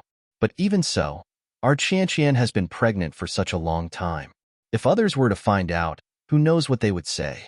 They might even think that—" Guosufei couldn't bring herself to say the last word. Zhang Kai sighed and said, "Yes, it's unusual. If the villagers knew about it, they would definitely think so. By the way, you didn't tell anyone when you went out today, did you?" Guosufei thought for a moment and said, "I was busy at home today and didn't have time to go out. How could I have the chance to tell others?" "That's for the best. I'll tell them tomorrow morning, especially Mr. Liu. Don't tell anyone about this yet. We'll talk about it when Qianqian gives birth." "Okay, father of the child, I think so too. Xiaolong and Qianqian went out today. I don't know if they will tell anyone." "Haha, they definitely won't. If Xiaolong went out alone, he might not say anything. But with Qianqian, this child has always been shy. Even if you give Xiaolong 2 times the courage, he won't dare to say anything." "Well, that's good. Go to sleep. There are still things to do tomorrow. These days, I've been worried about the child. The work in the field has been delayed. Let it be delayed. The child has brought back so much money. It's enough for us to live for a lifetime." "Mother of the child, you're wrong. Money is just a worldly possession. No matter how much money there is, it's still a dead object. How can it be compared to the field? It's a living thing. We can rely on it for a lifetime." "I know. Old man, go to sleep. We still have to go to the field tomorrow." In the west room, Zhang Xiaohua and Lu Qian also found it difficult to sleep. Not to mention the 3,000 taels of silver that Zhang Xiaohua had given to their mother and the dozens of taels of silver that their mother had given to them. Just the fact that they were pregnant and the pregnancy might be very long was enough to make them talk nonstop. Zhang Xiaohua, who was cultivating, immediately fell into a deep sleep. Endless starlight shone on his body and lingered around the entire room. If it was before, Zhang Xiaohua would definitely open all the pores on his body and draw in qi into his body. But now that Zhang Xiaohua had reached the second level of the Carefree Heart Sutra, his cultivation method had also changed. The spiritual altar on top of his head opened wide, like a whale swallowing endless starlight into his body. In just 15 minutes, he had absorbed more starlight than before. If Zhang Xiaohua was awake at this moment, he would definitely be able to clearly feel the starlight being absorbed into his meridians. It was no longer as indiscernible as before. Moreover, a portion of the starlight flowed into his meridians and was refined into them. A portion of the starlight was absorbed by his jade-like white bones, and even more of it flowed into a mysterious place in his mind.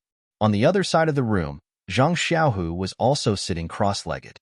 According to the internal strength cultivation method of the art of ethereal magic, he did not stop breathing. Although martial arts and the way of immortality were completely different, they both refined and used the meridians of the entire body.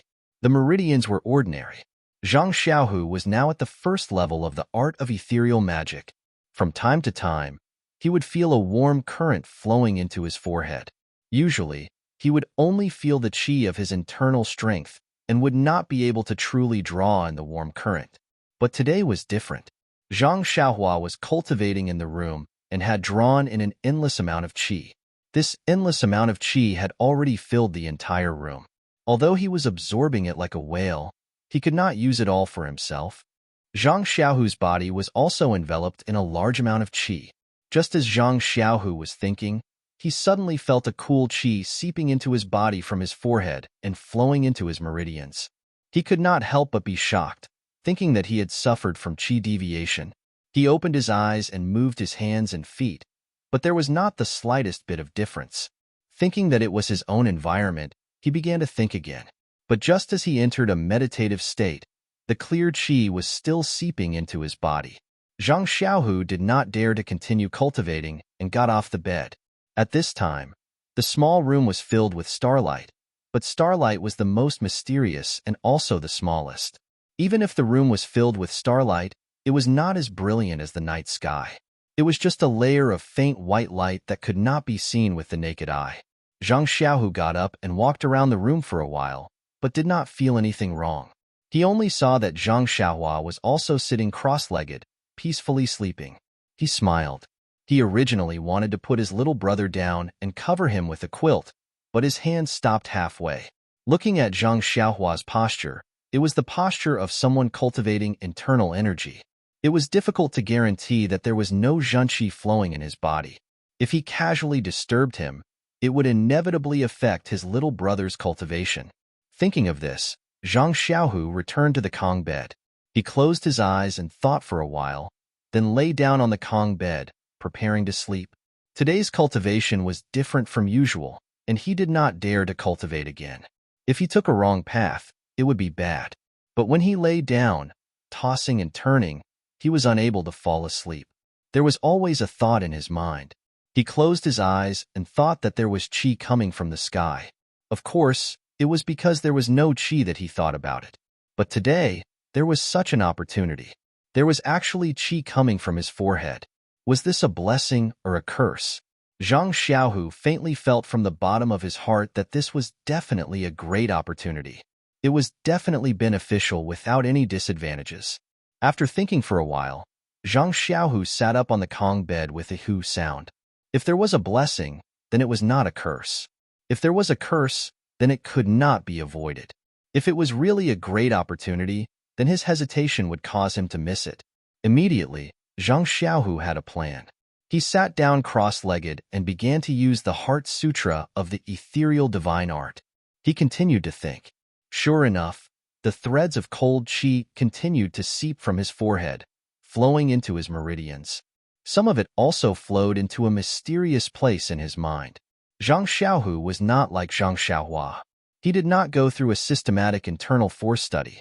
Not only did he cultivate internal force at the Lotus Escort Agency, but he also received the careful teachings of Wen Hai in the Misty School.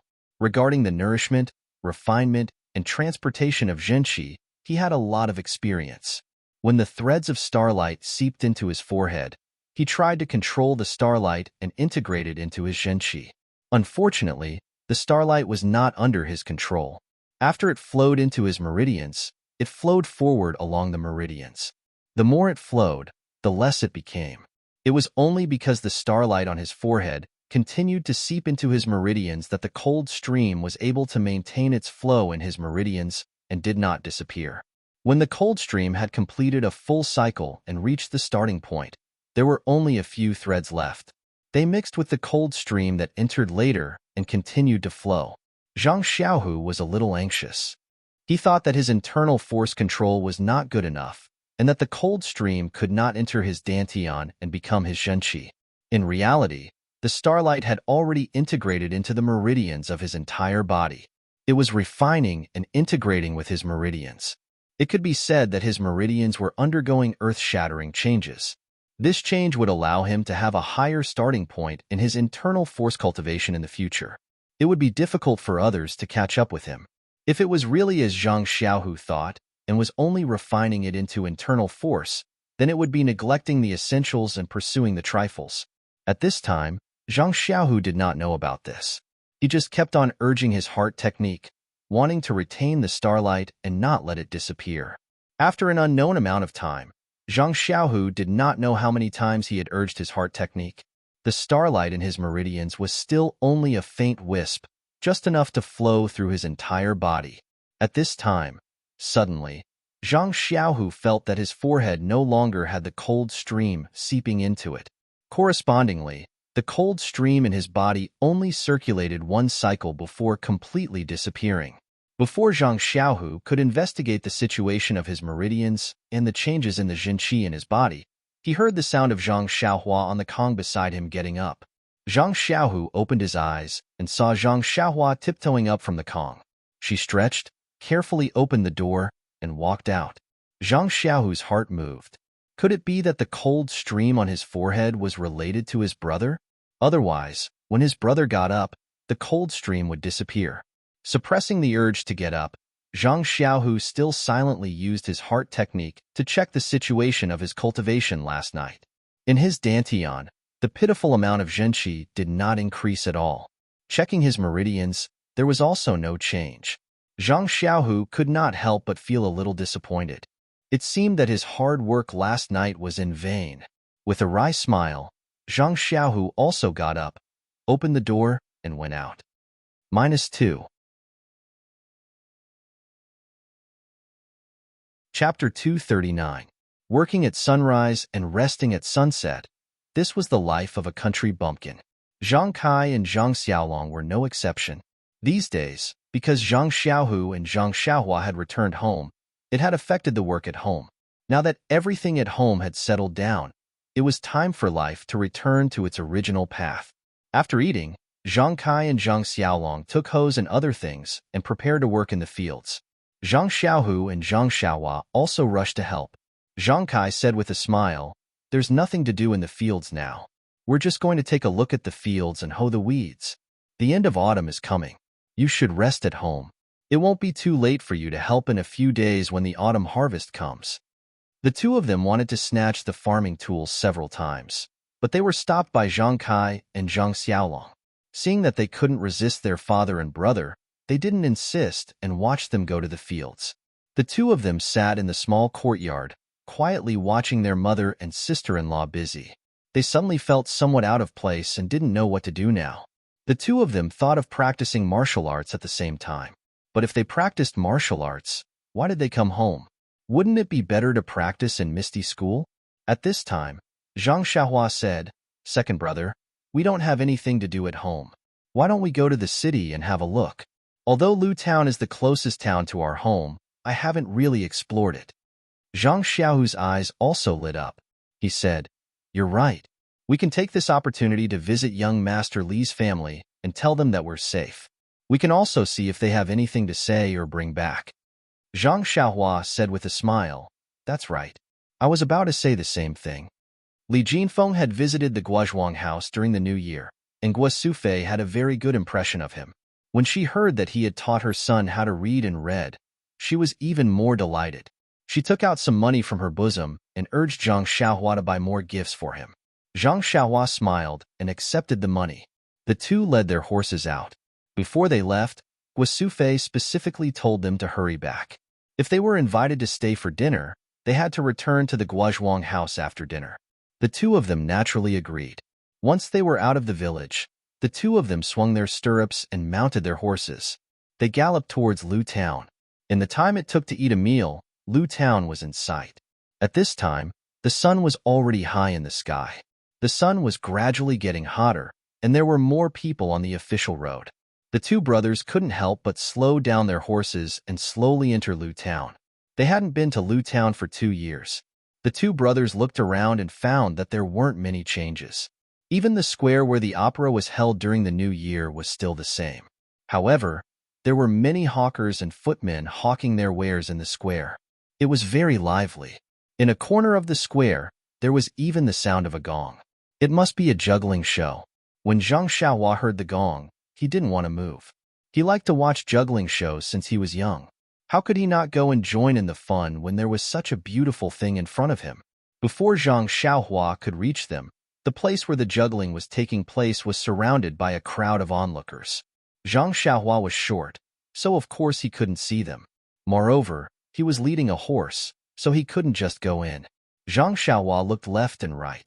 There was an old tree that the two of them couldn't hug. He greeted his second brother and led the horse over. After tying up the date-red horse, he looked left and right. When no one was paying attention, he used a lightness skill and immediately jumped to the top of the tree. He sat on the top of the tree, and his body moved up and down with the branches. He was as steady as Mount Tai. When Zhang Xiaohua saw this, he sighed in his heart. The martial arts exhibition has only been going on for a few days. That's because my younger brother didn't even know how to use lightness skills. Now he can already jump to the top of the tree. I have to work hard to catch up. Zhang Xiaohu also tied up the date-red horse and slowly climbed to the top of the tree. This country child had learned how to climb trees since he was young. Even if his lightness skills weren't good, it was still very easy for him to climb up a tree. At this time, the sound of the gong came from the crowd. Everyone cheered. Zhang Xiaohu and Zhang Xiaohua quickly looked over. Sure enough, there was a little monkey with a red butt in the crowd. It was doing all kinds of ridiculous and exaggerated actions. It was making people laugh. It had been a long time since they saw a monkey show. Zhang Xiaohu and Zhang Xiaohua watched with great interest. After the monkey finished playing, the little monkey actually took the copper gong and walked towards the crowd. One by one, it asked for copper coins. When the copper coins fell into the gong, the monkey actually made a bowing action, which made people roar with laughter. After asking for a round of money, the monkey returned the gong to its owner. It asked for food from its owner and wolfed it down. Then, it squatted to the side and scratched its ears and cheeks. The juggler picked up the gong and knocked it again. He shouted, "Everyone, if you have money, then come here. If you don't have money, then come here. I am not talented, but I have a set of fist techniques and a healing ointment passed down in my family. I don't dare to keep it to myself. Now, I will take them out for everyone to appreciate. After I finish the fist technique, I will ask everyone to take a look at the ointment passed down in my family. It is effective for bruises and bruises." Hearing the juggler's words, many people prepared to leave. When the juggler saw this, he quickly stopped and said, "Okay, I will now show my incompetence. Everyone, please take a look." This attracted a lot of attention. They all stopped and looked again. The juggler tidied his clothes and hat, tightened his belt, and made a starting position. He began to perform the fist technique in the open space. Zhang Xiaohua watched from afar on the tree. When she saw the monkey resting and starting to scratch lice, she felt regretful. She was about to jump down from the tree when she saw that he was performing the fist technique again. It was a fist technique passed down in her family. She stopped and looked at the arena. The juggler was tall and muscular. When he performed the fist technique, he was full of vigor and was extraordinary. However, while the layman enjoyed the show, the expert appreciated the skill. After watching for a while, everyone cheered. However, in the eyes of Zhang Xiaohua and Zhang Xiaohu, the fist technique was full of flaws. It was just that the fist technique was still very unfamiliar to them. They had never seen it before. Zhang Xiaohu only practiced the 60 fists, so it was understandable that he had not seen it before. Zhang Xiaohua, on the other hand, had read many fist technique manuals, but she had never seen it before. From the looks of it, this fist technique was indeed a family heirloom and was rarely seen in the pugilistic world. As the man was performing, he saw that in a corner to the east, the crowd was in a mess. Zhang Xiaohua was standing high, so she naturally could see further. Furthermore, with her sharp eyes and ears, she had long seen a short fatty. He was leading a few followers and was squeezing into the crowd. When Zhang Xiaohua saw the fatty's face, she could not help but grit her teeth together, producing a creaking sound. Zhang Xiaohu was watching the family heirloom fist technique with great interest. When he heard the sound, he noticed Zhang Xiaohua's odd behavior. He asked with concern, "Xiaohua, what's wrong? Toothache?" Zhang Xiaohua calmed her heart, pointed at the fatty and said, "Second brother, look at that short winter melon over there. Which one is it?" When Zhang Xiaohu saw it clearly, he was so angry that he laughed and said, "I've been searching high and low for him. I was still looking for an opportunity to teach him a lesson. Now that he's here, the heavens have opened their eyes. But this guy has brought a lot of followers. Look at the middle-aged man in black clothes near him. He walks with a majestic gait and his stance is steady. He must be his bodyguard. I don't know how good his martial arts are. Let's not go for wool and come home shorn and be taught a lesson instead. This guy has always bullied men and women. Since he's here, there must be something wrong. Let's take a look first before making a decision." While they were talking, the juggler had also finished his boxing. His whole body was covered in sweat. The man took off his shirt, revealing his bulging muscles. He then picked up a package from the ground and took out a few stacks of ointment. He placed them on the gong and began to promote them to the audience. The short black fatty walked to the side of the arena and said loudly, "You, that man, bring your ointment over for me to take a look. If it's good, I'll buy it all." The man thought that it was a big deal and hurriedly walked over with a smile. The fatty said, "What are the effects of your ointment? Tell me about it." The man said, "This is a secret recipe passed down in my family. It's brewed with precious herbs. It's specially used to treat injuries, fractures, and other external injuries. It's very magical. Young master, you'll know when you bring it home and try it." The fatty said, "I want to buy it, but I'm afraid that I'll be cheated. In today's society, the morals of the world are deteriorating day by day. Each generation is worse than the previous. The last time I bought a Dalmatian, I only found out that it was a dog when I went home and took a bath. Who do you think I can find a reason with?" The man smiled apologetically and said, "Young master, you must be joking. I value my reputation the most. I definitely won't lie." The fatty said, "It's best to try it on the spot. If it's really good, I'll buy it all." The man said, "I don't know if there are any patients with injuries. Please come and try it." The fatty smiled and said, "How can a sick person squeeze in? However, I do have an idea. I wonder if you want to try it?" The man smiled and said, "Naturally, I'm willing to try it. However, I have to say that if this ointment is effective, young master should buy it all." The fatty said strangely, "Do I look like someone who goes back on his words?" The man smiled apologetically and said, I don't dare. I have 50 ointment here. Each one is 5 silver coins. Please count it." After saying that, he went to take more ointment from his bag. The fatty waved his hand and said, "No need. It's too troublesome. I believe you." After saying that, he took out a stack of banknotes from his chest and said, "I have 30 silver coins here. It's more than enough to buy your ointment. If your ointment is effective, I'll naturally buy it all." The man was overjoyed and said, "Young master, please tell me how to test the efficacy of this ointment." However, the fatty continued to say, "Don't ask me how to test it first. I still have a request." "Young master, please speak." The man was puzzled. The fatty shamelessly said, "My request is, what if your ointment is not effective? How will you compensate me?" The acrobat man was stunned. He smiled apologetically and said, "Young master, listen to me.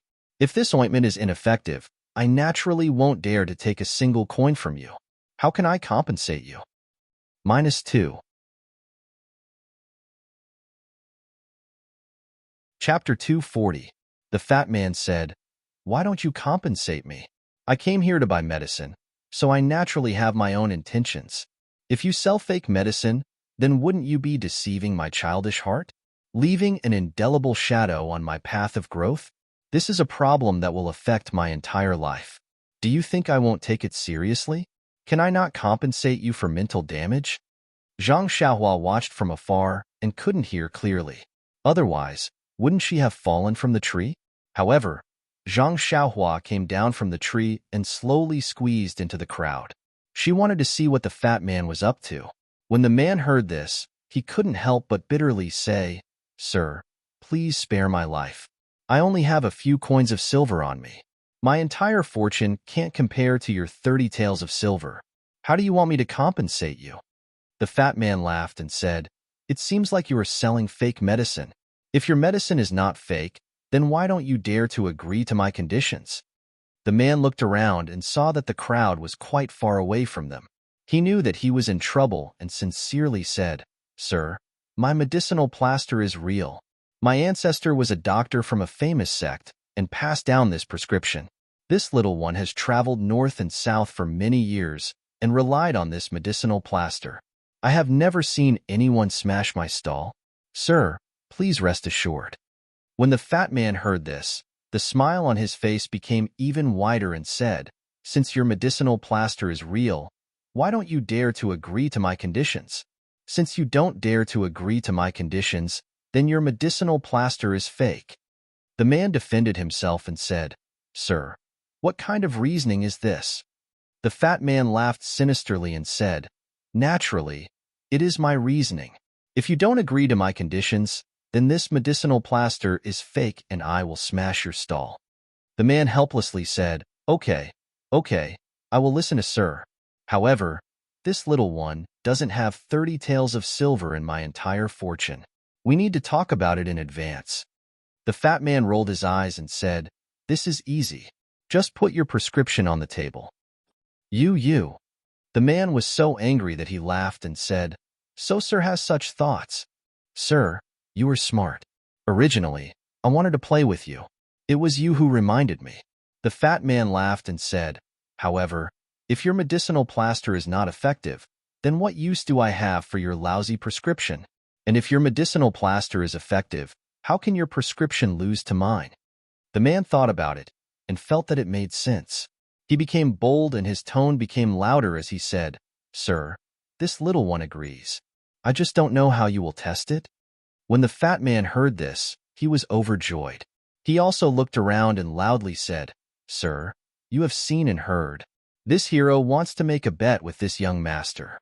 If his medicinal plaster is effective, I will use this 30 taels of silver and buy all of his medicinal plasters. But if his medicinal plasters is teat, then he will give me all of his medicinal plastered. I have a very good reputation in Lu Town. Now, please be a witness. If there is any dispute later, please say something. Don't say that I bullied outsiders." The onlookers did not speak, but the fat man's followers all clapped their hands and praised. The bodyguard in black looked at them with a smile and stood to the side with his hands crossed. When the medicine seller heard this, it seemed to be different from what the fat man said just now. However, he did not know how to refute it. Anyway, his medicinal plaster was very effective, so he did not argue. At this time, Zhang Xiaohua had already squeezed his way to the front. He frowned as he watched this farce. He was calculating in his heart. He did not know what this fatty was planning. Although this fellow looked stupid, he had been tyrannical in Lu Town for so many years. Today, he was looking for trouble with others. It was a senseless act. However, he would not give away 30 taels of silver for nothing. Sure enough, the fat man then said to the medicine seller, "Since everyone is willing to be a witness, let's start now." The man said, "Sir, please advise."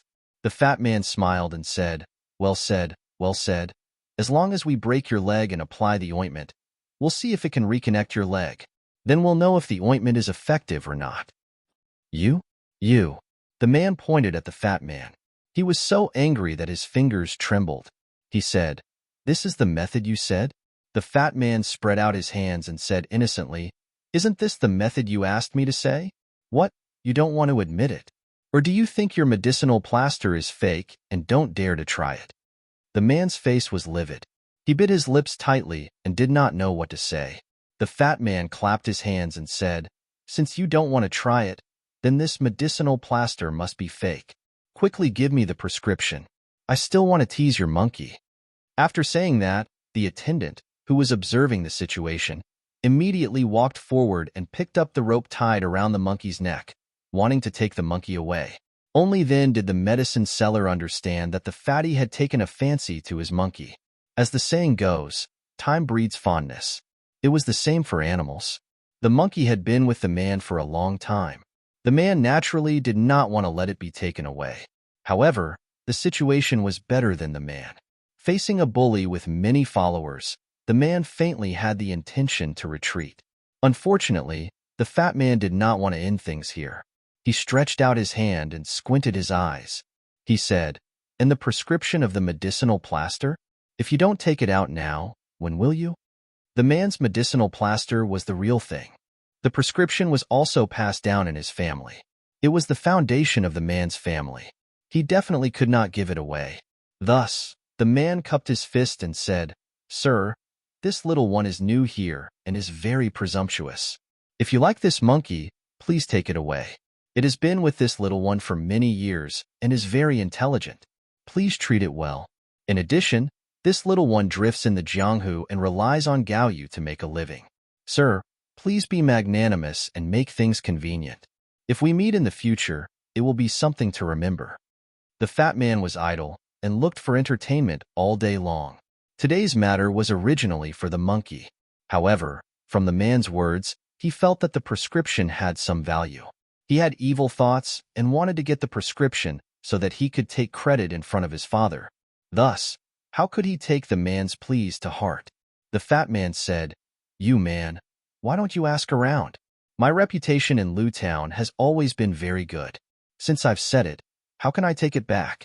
Hurry up and take out the prescription." The man had no choice but to lower his voice and say a lot of good things. However, the fat man was determined and did not relent. Zhang Xiaohua was furious and secretly said, "I was just looking for a reason to teach you a lesson. You really know how to give me a way out." Just as she was about to step forward, she felt someone pull her back. Zhang Xiaohua looked and saw that it was her second brother. Zhang Xiaohu did not say anything and only pulled Zhang Xiaohua out of the crowd. Zhang Xiaohua did not leave and struggled with all her strength. However, when she saw her second brother staring at her, she lowered her head and walked out. Once out of the crowd, Zhang Xiaohua angrily asked, "Second brother, what are you doing? Isn't this guy the bully who bullied our family? This is a good opportunity for me to teach him a lesson and vent our anger. It's also a pleasure to help others." Zhang Xiaohu looked around and pulled Zhang Xiaohua to the tree. As he walked, he said, "Xiaohua, do you think I don't want to teach him a lesson? But look around that bully. Don't talk about those servants. They're just clay chickens and pottery dogs. That black-clothed bodyguard next to him is a troublesome character. Do you still remember that last time? Didn't my master let them go for nothing and didn't hit them hard?"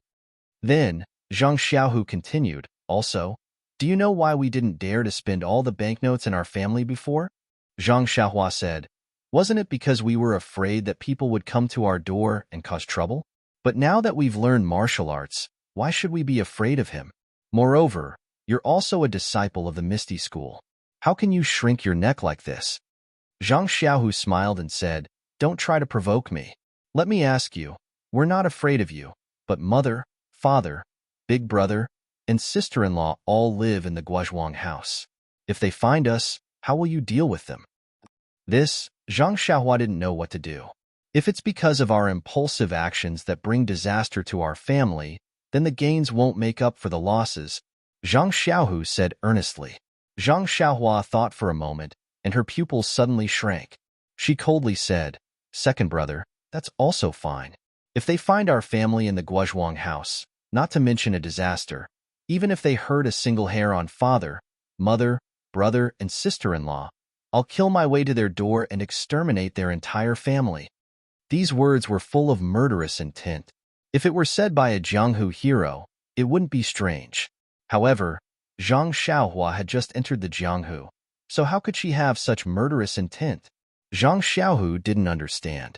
However, this kind of situation that involved family, even if it were Zhang Xiaohu, he would also do the same. He just nodded to show that he understood. In fact, Zhang Xiaohu didn't know that the attack on the rainy night had already shown Zhang Xiaohua the bloody side of the Jianghu. He could decisively take out the small sword and kill the black-clothed old man. This was the embodiment of his unswerving determination. Although Zhang Xiaohua was young and hadn't truly stepped into the Jianghu, his temperament was already mature. Although human life was precious and blood was glaring, if it could be exchanged for justice and the health of his family, he would naturally do it without hesitation. Zhang Xiaohu said again, "Although we're not afraid of trouble, if there's a way to avoid trouble, wouldn't that be better?" Zhang Xiaohua didn't understand and said, "Second brother, you have a lot of experience. Just say it. I'll listen to you." Zhang Xiaohu took out a large handkerchief from his bosom and covered his face. He smiled and said, "Look, do you know who I am?" Zhang Xiaohua was overjoyed and said, "It should be like this. These two date red horses are also very eye-catching. Second brother, you stay here and help me hold the fort. I'll go find that guy to satisfy my craving. What do you think?" Zhang Xiaohu thought for a while and said, "Okay, you go and try. If it doesn't work, then use Qinggong to escape." Zhang Xiaohua was displeased and said, "Second brother, don't look down on me. Qinggong is not used to escape." -2. Chapter 241. When the medicine seller saw that his coaxing and pestering had no effect, he said, "Since Master Zhao insists on this prescription, please wait for a moment. I will go and get it for you." The fat man smiled and said, "Seeing that you are so tactful, I will not make things difficult for you. Quickly give me the prescription, and I will let you live." When the man saw this, he turned around and walked to the package. After dawdling for a long time, he walked over with the package. When he got close, he put his hand into the package and said, "Master Zhao, take it." Fatty Zhao smiled and stretched out his hand.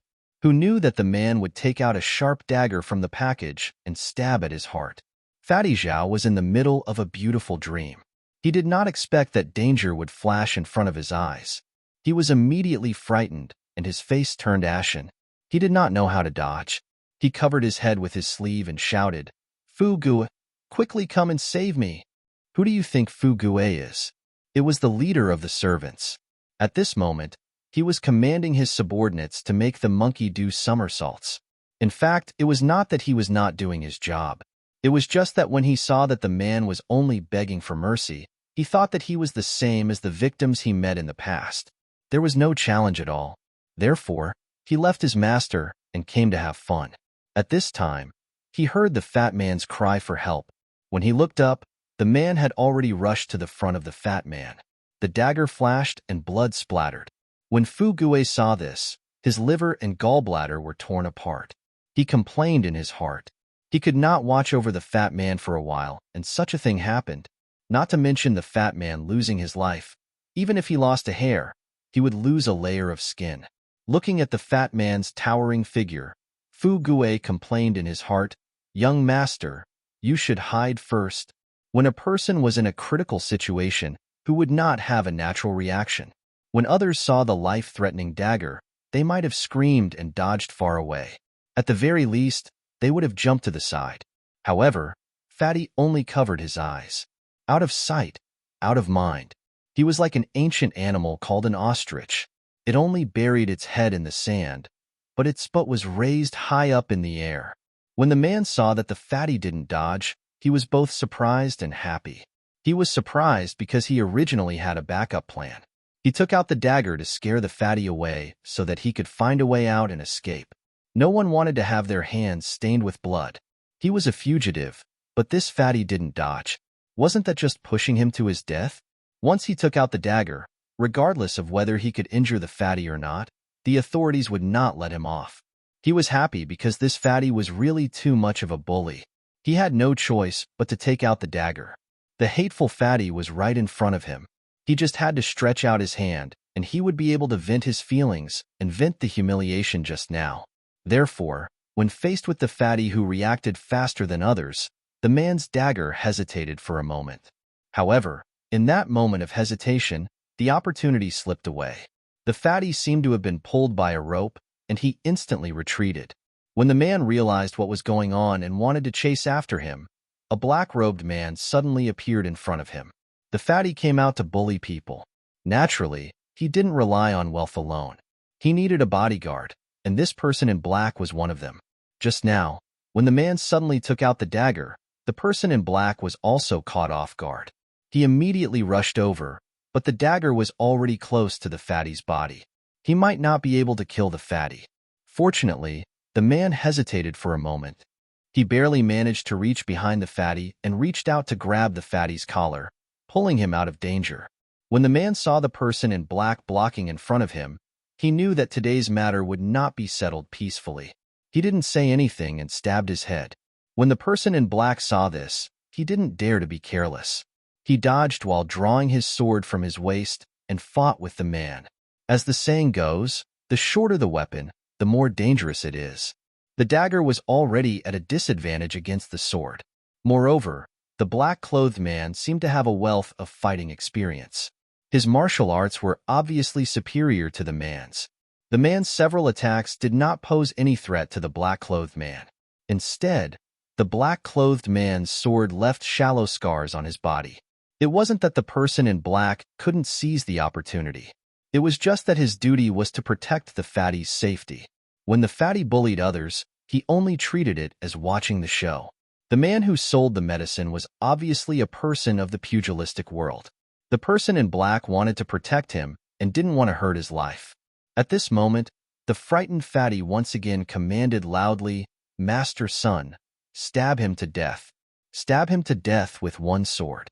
I'll take responsibility for this matter. This bastard actually wanted to take my life just now. We're just defending ourselves. Quick, stab him to death." It was common for people of the pugilistic world to kill people. However, this was Lu Town, under the watchful eyes of everyone and the protection of the government. If they really killed someone, there would be a lot of trouble. The person in black hesitated. The fatty said again, "Master Son, I know you're just protecting my safety. It's fine. If you help me with this matter, I'll talk to my father. Just based on his prescription, I'll be able to exchange it for 1,000 taels of silver. Moreover, I'll definitely have my father put in a good word for you in front of Hall Master Zhao. I guarantee that your future in the evil tiger gang will be boundless." These two conditions made the person in black's heart itch. Although money was tempting, a future was even more important. The current evil tiger gang's leader hadn't returned and had long been divided into two factions. He didn't have any backing in the gang and was often bullied. If he could gain Hall Master Zhao's favor with this, it would be a wonderful thing. The person in black made up his mind. He looked at the stranger in front of him and gritted his teeth. "Brother, don't blame me for being merciless. Who told you to provoke someone you shouldn't provoke? Leave your head behind and give it to me as a gift." As he spoke, he tightened his sword and blocked the man's dagger. Then, he kicked the man's crotch and sent him flying. Then, he flew forward and stabbed with his sword. The tip of the sword was aimed at the man's heart. When the man saw that he couldn't dodge, he couldn't help but close his eyes and wait for the piercing pain. At this time, a loud shout resounded throughout the square, "Fu Gue, save me!" When the person in black heard this, he was shocked. How could he dare to stab down with his sword?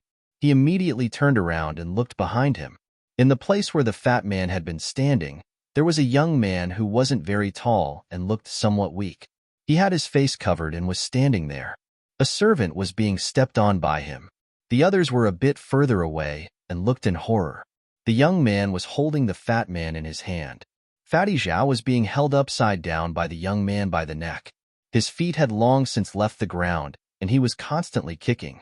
The fat man's hands were covering his eyes as he continuously shouted, "Fu Gue, save me!" A skinny young man was actually lifting a fatty who was much bigger than him with ease. This scene was very funny. Many of the onlookers were laughing so hard that they covered their mouths.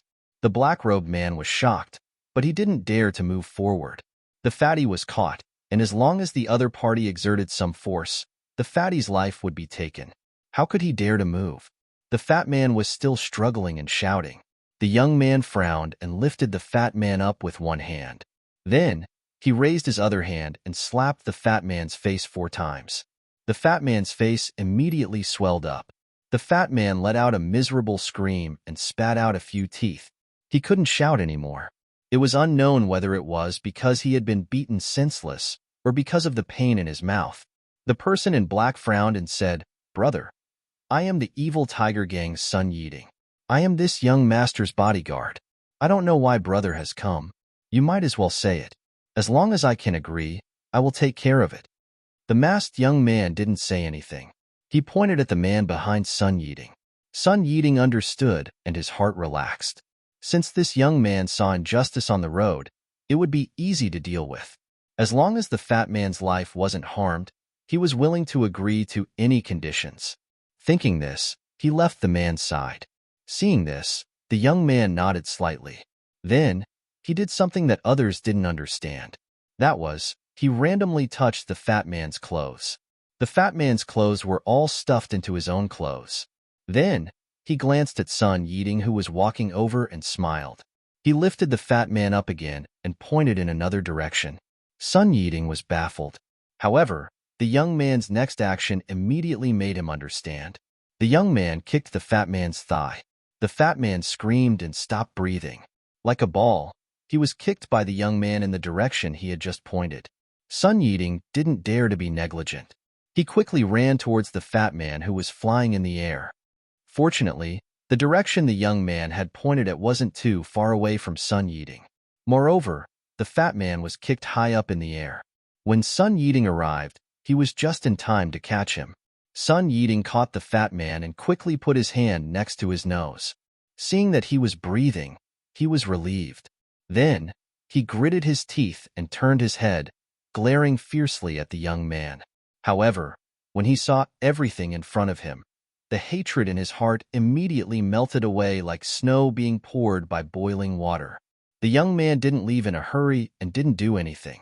When he looked back, he smiled mysteriously. In a flash, he broke into the servants and snatched the monkey.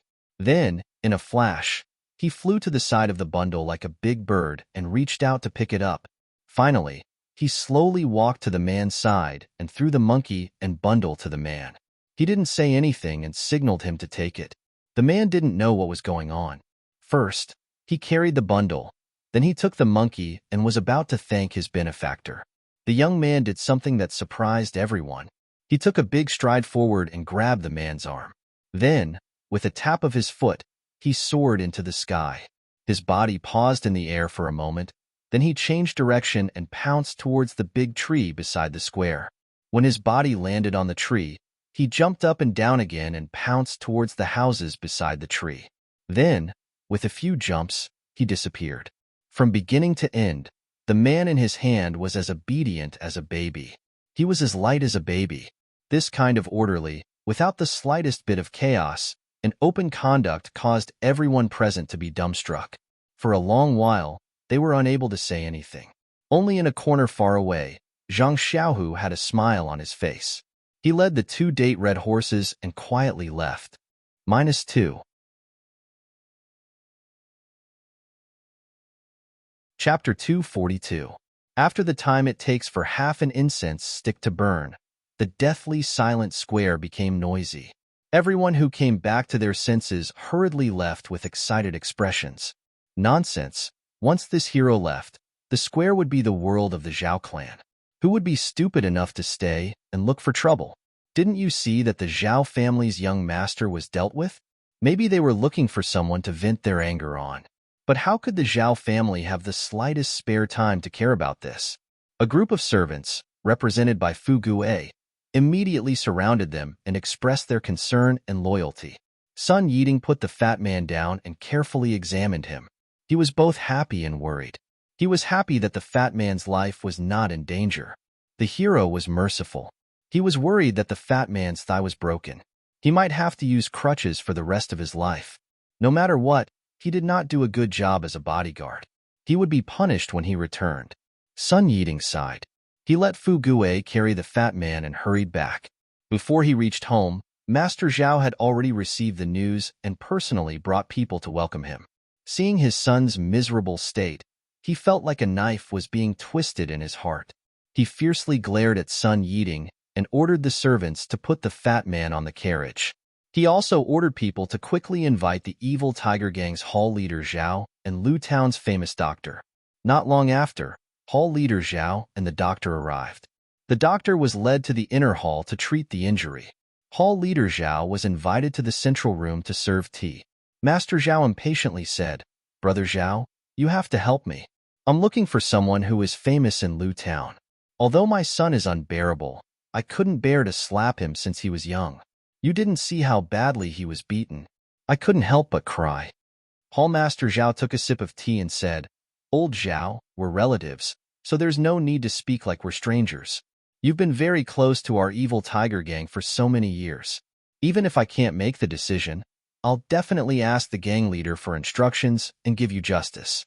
But, at this point, he slightly frowned and stopped. When Master Zhao heard this, he immediately said, "Third brother Zhao, is it about the gift for the gang leader? Don't worry, I've already found a pair of jade bracelets. It's very exquisite. I'll let you take it out later. I definitely won't let you run for nothing." Hall Master Zhao waved his hand and said, "That's not it. Old Zhao, we've been friends for so many years. Why would I bring this up at this juncture? The gang leader wants us to search for antiques, but it's not something that can be done in a short time. What I want to say is that those who dare to go against you in Lu Town are probably not ordinary people. If it was the Misty School that Zhao Quanqing encountered a few years ago, I'm afraid we wouldn't have been able to do anything." Master Zhao smiled apologetically and said, I know. Third brother Zhao, we have to act according to our ability to take revenge. If we can't get what we want and instead get ourselves into trouble, why bother?" Hall Master Zhao cupped his hands and said, "Since old Zhao is so reasonable, I thank you in advance. Let me ask my subordinates about the situation first." When he called Sun Yiding to the front of the hall and told him everything, Hall Master Zhao's expression changed slightly. He tapped his fingers on the table and closed his eyes to think. After a while, he opened his eyes and said, "Old Zhao, I'll take care of this matter for you." Since he's not a disciple of a famous sect and covered his face, he must be afraid of being recognized. "I'll let the people in the sect investigate and see who has the guts to go against you and our evil Tiger Gang." After he finished speaking, he gave Sun Yiding a few instructions and gave him a look. Only then did he let Sun Yiding leave. Master Zhao was very happy when he saw Hall Master Zhao agree so easily. However, he was still a little unhappy and asked, "Third brother Zhao, this Sun guy didn't protect our son well. Shouldn't he be punished?" "Oh?" Hall Master Zhao suddenly came to a realization and said, Elder Zhao, you're right. I was thinking too much just now. When we go back tonight, I'll definitely punish him. What kind of bodyguard is he? He can't even protect people well." Master Zhao was overjoyed and said, "That's good. Third brother Zhao, let's go. I've already arranged a banquet. Let's get drunk." Hall Master Zhao waved his hand and said, "No need to be polite. Old Zhao, let's go. Let's take a look at my nephew's injuries first." When the two of them arrived at the inner hall, the doctor had already finished his diagnosis and said, "Master Zhao, I've already taken a look at your son's injuries. His life is not in danger. However, many of his teeth have fallen out. It might be inconvenient for him to eat meat in the future. It's better for him to eat more porridge. As for the swelling on his face, apply some ointment and it will be better in a few days. There's also a bruise on his thigh. I have some ointment here as well. Apply some, and it will go down in a few days." Master Zhao smiled and said, "Thank you, doctor. However, my son's leg seems to be fractured. How should I treat it?" The doctor stroked his white beard and said solemnly, "About this, I'm a surgeon. This fracture is a matter of internal medicine. Master Zhao, please find someone else." With a plop sound, Master Zhao fell to the ground. When everyone helped him up, Master Zhao was so angry that he trembled and said, You, get out of here." The doctor calmly cupped his hands and said, No hurry. The consultation fee is 3 silver coins, and the ointment is 3 silver coins. A total of 6 silver coins. Master Zhao swayed and almost fell again. He waved his hand and asked the servant to give him the money. The doctor took the silver coins and walked to the door. He turned back and said, "Oh right, Master Zhao, you fell for no reason. It's also an internal medicine problem. You should find a doctor as soon as possible." After saying that, he walked away. Master Zhao was so angry that he asked, "Who found this doctor?" Fu Gui walked out trembling and said, "Master, it's this little one." "You? Why did you find him?" "That, the young master's usual syphilis and gonorrhea were all treated by him." Master Zhao kicked Fu Gui's face and said angrily, "Why aren't you going to find the medical saint?" Fu Gui rolled and crawled away. Hall Master Zhao saw it and walked to the bed. He first checked himself, and then said with a natural look, "Old Zhao, it seems that your nephew is lucky. That person didn't want to kill you. I've already seen it. Although the injury on your thigh is serious, that person obviously held back his strength. He didn't break the bone, but only fractured it. As long as you find a good doctor and treat it carefully, there won't be any big problems." "Really?" Master Zhao was overjoyed. He heard the servant's description and thought that his son would limp forever. When he heard the news, he was naturally happy. In fact, this was also human nature. If Hall Master Zhao had said this earlier, he would still be heartbroken. However, he was already in despair before. Now that he had received slightly better news, his mentality inevitably changed slightly. At this time, the fat man on the bed groaned and woke up leisurely. Master Zhao felt sorry for his son and hurried forward. When the fat man saw his family, he was even more distressed. He grabbed Master Zhao's hand and said, "Father, you must avenge your son." Master Zhao patted his son's hand and said, "I know. I've already invited your Uncle Zhao. He promised to avenge you." When Hall Master Zhao heard this, the flesh on the corner of his mouth twitched slightly, but he didn't say anything. After a while, Fu Gui brought another doctor over. Master Zhao asked worriedly, "Can this doctor treat a broken thigh?" Fu Gui flattered, "Don't worry, Master. I've already asked. Even if the third leg is broken, he can treat it." When Hall Master Zhao saw the doctor coming, he was about to leave. Master Zhao hurriedly said, "Third brother, wait a moment. I'll get that jade bracelet for you."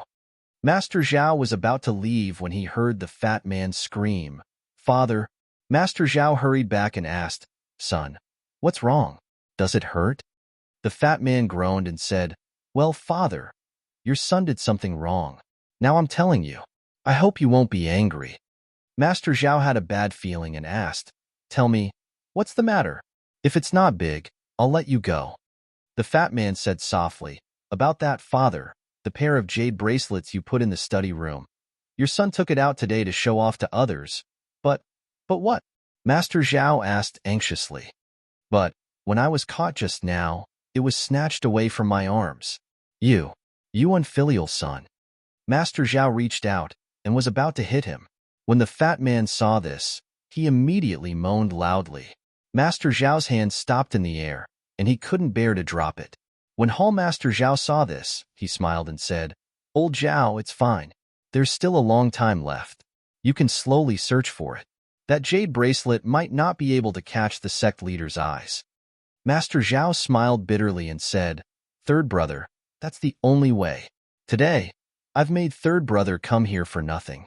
Why don't we go to the hall and have a feast before leaving?" Hall Master Zhao smiled and said, "No need, old Zhao. I still have to rush back and get someone to vent your anger for you." After he finished speaking, he cupped his hands and left quickly. Master Zhao was left with a blank face. This Hall Master Zhao seemed to be a little absent-minded today. Not to mention that Master Zhao was feeling sorry for his son. Hall Master Zhao quickly walked out of the Zhao manor. Sun Yiding didn't rush back to the sect. Instead, he tactfully waited at the door. When he saw Hall Master Zhao come out, he quickly went up to him. When Hall Master Zhao saw Sun Yiding, he asked softly, "Yiding, did you do what I asked you to do?" Hearing the Hall Master call him Yiding, Sun Yiding's heart warmed. He went up and said, "No, Hall Master. You already gave me a look. How could I still do it? Moreover, I saw that young man's skills with my own eyes. How could I not know what to do? Only then did Hall Master Zhao feel relieved. He smiled and said, Yiding, I didn't expect you to be so thoughtful. Just now, old Zhao wanted me to punish you. Very good. You don't have to be a bodyguard in the Zhao family anymore. When you return to the sect, I'll make arrangements for you. Sun Yiding was overjoyed and said, Thank you, Hall Master. Hall Master Zhao waved his hand and said, You're welcome. From now on, you're one of my people. Just be careful when you do things. That's right. Although you didn't fight with him, can you tell which sect he's from? Although our evil tiger gang isn't a big sect and can't afford to offend a big sect, we can't just suffer in silence. We have to figure it out. Who knows, we might even have to go to their sect to seek justice. -2. Chapter 243. Sun Yiding smiled apologetically and said, Great Hall Master, I really couldn't tell. I only know that his Qigong is very exquisite. His body can change directions in the air, and his internal energy is very deep. Young Master Zhao is like a hen in his hand, and that Jianghu man is like a little chick. He didn't say anything, nor did he exchange blows with me. I'm guessing that he's a young disciple from a large sect who came out to gain experience. It's not that he's afraid of others seeing his true face, but that he doesn't want to cause any unnecessary trouble, so he covered his face. Hall Master Zhao nodded and said, What you said is what I thought. His martial arts are so high, there's no reason for him to be afraid of us. Moreover, for a disciple as young as him to have such martial arts, he must be a disciple from a large sect. Think about it. Although our evil tiger gang has many disciples, which young disciple has such cultivation? Even if it's you, you're probably not his opponent. Sun Yiding said with shame, Hall Master Zhao's insight is like a torch. That's indeed the case. I didn't dare to go forward to protect young Master Zhao. However, even if I went forward to fight, if that person didn't want to fight, his Qigong is something that I can't compare to. Hall Master Zhao smiled and said, You don't need to belittle yourself. Which disciple from a large sect hasn't been carefully nurtured from a young age? It's just that you and I don't have such conditions. Looking at the Qigong you're talking about, it seems a bit like the Dalan temples crossing the river on a reed. It also seems a bit like the Righteous Alliance's cloud ladder. It also seems a bit like Yiyu Shao Shao of Ba Mountain's Yiyu Shao. In short, they're all people that our evil tiger gang can't afford to offend. Cough, we still have to investigate more. We can't wrong a good person. Sun Yiding understood and said, Hall Master is wise. I understand. Hall Master Zhang smiled and said, That's right. There's also the matter of Shichui Mountain. What are those country bumpkins doing these days? Why did they all run to Lu Town? We have to quickly investigate. Not to mention the discussion between the two from the evil tiger gang. The masked young man grabbed the medicine man's arm like a chick and ran along the roof of a house for a long time. The man heard the sound of the wind and was so scared that his eyes were tightly shut. He didn't dare to move for fear that the young man would throw him down. On the contrary, the monkey's face was full of curiosity. It was in the man's embrace, and it stuck its head out of the man's embrace. It looked around, and occasionally it would squeak. After a while, the man stopped. After a while, the man heard the sound of the wind stop and his feet touched the ground. He opened his eyes and looked around. It was an empty corner. The man knew that he had escaped with his life, so he immediately lowered his head and kowtowed. Seeing this, the masked young man took a step forward and held the man's arm. It was like an iron clamp. The man used all his strength, but he still couldn't kowtow. The man smiled bitterly and said, Benefactor, you saved my life. No matter what, you should let me kowtow and thank you. If not, I will feel guilty even in my dreams. After he finished speaking, he kowtowed again. Sure enough, the young man didn't stop him this time. After he finished kowtowing, the man said, I know that Benefactor has his own reasons, so I covered my face. I am Chu Zhigao from Dragon Mountain. My family has long since fallen, so Benefactor might not know. However, Benefactor, please remember my name. In the future, if fate wills it, please come to my home for a chat. The young man nodded slightly.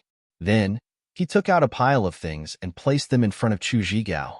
When Chu Zhigao looked at them, it was a pile of scattered silver, a stack of silver notes, a sweat towel, and other odds and ends. These were the things that the young man had taken out from the fat man's arms. When the young man took out the things from the fat man's arms, Chu Zhigao had already stood up from the ground. Of course, he didn't understand the man's intentions. Now that he saw the money in front of him, he couldn't help but burst into tears. He threw himself on the ground again and kowtowed fiercely a few times. The young man wanted to stop him, but it was too late and he could only let him kowtow. After Chu Zhigao finished kowtowing, he didn't stand on ceremony. He took out a few silver notes and a few ornaments and handed them to the young man. He said respectfully, "Benefactor, I know that you definitely don't lack these things. However, this is a small token of my appreciation. Please accept it. This is a large amount of 500 taels of silver. Keep it well. However, it's best that you don't exchange it in Lu Town. Their eyes are everywhere here.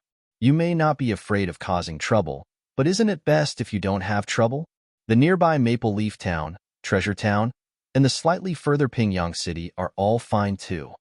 The young man nodded and accepted it. Seeing the young man accept it, Chu Zhigao was very happy. He handed over the ornaments in his hands and said, "This is a pair of jade bracelets and a few gold hairpins. They are all of good quality. I'm all alone, and it's a waste to keep them. I'll send them to the pawn shop sooner or later. Benefactor, why don't you keep them and give them to your senior and junior sisters in the future? They'll be good gifts too." The young man hesitated for a moment and accepted them. Then, he put them all in his arms. Chu Zhigao was happy to see that his benefactor was so easy to talk to. He cupped his fists at him and said, "The green mountains will not change and the green rivers will flow forever.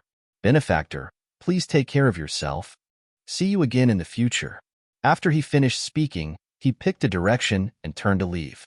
However, just as he turned around, the young man strode forward and pulled him back. Chu Zhigao smiled and said, "Benefactor, do you have any other orders?" The young man still did not speak and pointed in another direction. Chu Zhigao suddenly understood and turned to walk in another direction. However, after taking 2 steps, he stopped and turned back to look at the masked young man. He lowered his head and thought for a moment, then walked back. Chu Zhigao walked up to him and said, "Benefactor, you saved my life and gave me money. I am very grateful. I always feel that I owe you too much, but I really have no way to repay you. You are a man of Jianghu and also a disciple of a famous sect, so you must not lack anything. I am from the Dragon Mountain, and my family has declined early. Now I rely on buying medicinal plasters to make a living. My medicinal plasters are really good, but compared to the things in your sect, they are much inferior. I have a medicine book passed down in my family. I have read it for many years, but I still can't understand it. Perhaps it will be of some use to you, so I hope you will kindly accept it." After he finished speaking, he took out a small bag wrapped in oilcloth and handed it to the young man. The young man hesitated and was unwilling to take it. Chu Zhigao knew that the young man was unwilling to take what he liked.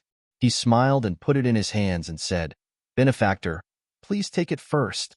If you can understand it one day, you can teach it to me. Moreover, if you can really understand it, there is a mysterious place in my family. One day, I would like to invite you to Dragon Mountain. Perhaps there will be another opportunity." Seeing this, the young man nodded and put the small bag into his arms. Chu Zhigao looked at the small bag reluctantly. Finally, he saluted the young man with his fists and walked quickly in the direction pointed out. When he turned the corner, he saw a small city gate of Lu Town. He looked around and did not dare to stay any longer. He followed the crowd and left the city. When the young man saw Chu Zhigao turn the corner, he also looked around and walked to a corner. He took off his clothes and wrapped it in a bag. He held it in his hands and then took off the cloth on his face, revealing his young and childish face. Wasn't that the adorable Zhang Xiaohua? Zhang Xiaohua looked around and saw that there was no one around. She put the cloth in her arms and wrapped the clothes into a bag under her arm. She walked along the alley in another direction. After turning a few corners, she saw Zhang Xiaohu leading 2 juju-bred horses. He looked anxious. When he saw Zhang Xiaohua appear, he quickly looked back and said, "Zhang Xiaohua, why did you take so long? I thought something happened to you. Zhang Xiaohua smiled and said, How could something happen to me? Let's go. Let's leave the city first. We can talk later. After that, the two of them got on their horses and rode out of Lu town. When they reached a secluded place, Zhang Xiaohua told Zhang Xiaohu what happened just now. Zhang Xiaohu smiled and said, You are really cautious. You didn't even say a word? Zhang Xiaohua said, Yes, we must be vigilant. We can't leave any clues for others, even if they are the people we just saved. However, this Chu Zhigao is really generous. He left most of the things I gave him to me. After that, she took out 500 taels worth of banknotes and a few ornaments. Zhang Xiaohu took them. He first took out 4 banknotes and kept them in his arms. He then looked at the other ornaments and handed them back to Zhang Xiaohua. Zhang Xiaohua said unhappily, Second brother, I put in a lot of effort this time. Why did you take so much? Zhang Xiaohu smiled and said, We have given all the banknotes to father and mother. No matter what, we have to keep some for ourselves. As the elder brother, I spend a lot, so I won't stand on ceremony with you. Chu Zhigao is right. We can exchange these banknotes when we reach Pingyang City. Although these ornaments look good, we can't let mother and sister-in-law wear them. If others recognize them, we will be in trouble. We should pawn them in Pingyang City. Zhang Xiaohua felt the same and wanted to keep them in his arms. However, when his eyes swept across a pair of jade bracelets and a few golden hairpins in front of him, his eyes were attracted by the jade bracelets. It seemed that there was something inside that attracted his attention. Zhang Xiaohua's mind was stirred and her consciousness swept out. As expected, the jade bracelets had a faint fluctuation of vital qi. Zhang Xiaohua was overjoyed and sent her consciousness into the jade bracelets. However, the jade bracelets were not like the small stone or the jade pendant previously. They did not have any reaction. When Zhang Xiaohua increased the strength of her consciousness, the jade bracelets had a repulsive force. In an instant, Zhang Xiaohua's consciousness was ejected. Zhang Xiaohua was so surprised that she almost cried out. She thought to herself, What kind of strange thing is this jade bracelets?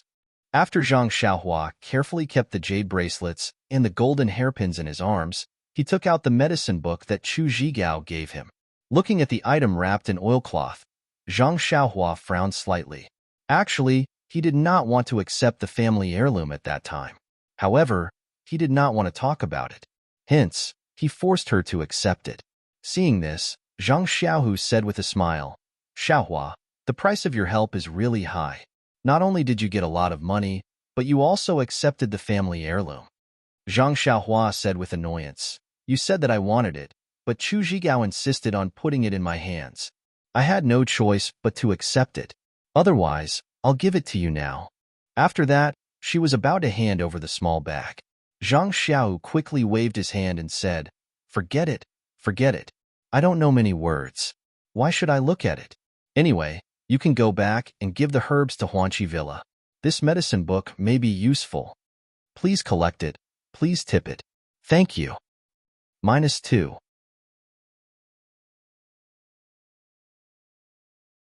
Chapter 244. When Zhang Xiaohua heard this, his heart was moved. He felt that it was very reasonable, so he carefully opened the oilcloth bag. The oilcloth bag was tightly wrapped. After opening it for a long time, he finally revealed a thin booklet. The booklet was very thin. It was not even half as thick as the books that Zhang Xiaohua usually read. Moreover, the paper was strange. It was not ordinary paper. It seemed to be a kind of silk. When Zhang Xiaohua opened it, he was even more shocked. There was actually an ancient text written on it. On the first page, there were 3 big words, bone-solidifying pill. Pill? Why was it a pill again? Could it be related to alchemy technique? Zhang Xiaohua could not help but feel suspicious. However, since he didn't understand the alchemy, he naturally wouldn't understand the things in this booklet. Zhang Xiaohua thought for a while and felt that he should wait until he finished reading Beginner Alchemy first. Why did it say Beginner too? It should be the simplest. Zhang Xiaohua put away the booklet and wrapped the oilcloth bag again. She thought for a moment and saw that her second brother was standing guard at the side. She took out the money pouch again and used her divine sense to put the oilcloth bag and jade bracelet into the pouch. Then, She put the banknotes and other items into the usual space in the money pouch. Zhang Xiaohua saw Zhang Xiaohua put the banknotes into the money bag and said with a smile, "This money bag is not bad. It was just empty for half a day, and now there are banknotes inside." Zhang Xiaohua smiled and did not say anything. He put away the money bag.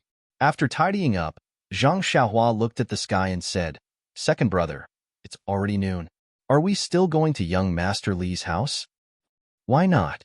Young Master Li's house is in the southwest of Lu Town. You were causing trouble in the east, so it's quite far away. This time we'll go in from the west gate. You've already changed your clothes. Who would know that it was you? Besides, isn't there a saying that the most dangerous place is the safest place? They would never think that we're still in Lu Town visiting relatives and friends." Zhang Xiaohua beamed with joy and said, "That's great. However, I'm already hungry. Why don't we find a restaurant to eat first?" They rode their horses and entered Lujian's west gate. They found a restaurant nearby and ordered a bowl of noodles and a few side dishes to appease their hunger. It was true that good news never left the house, but bad news spread far and wide. Although Luzhen was not a small town, the news that the fat man of the Zhao family was beaten up and his leg was broken had spread all over Luzhen.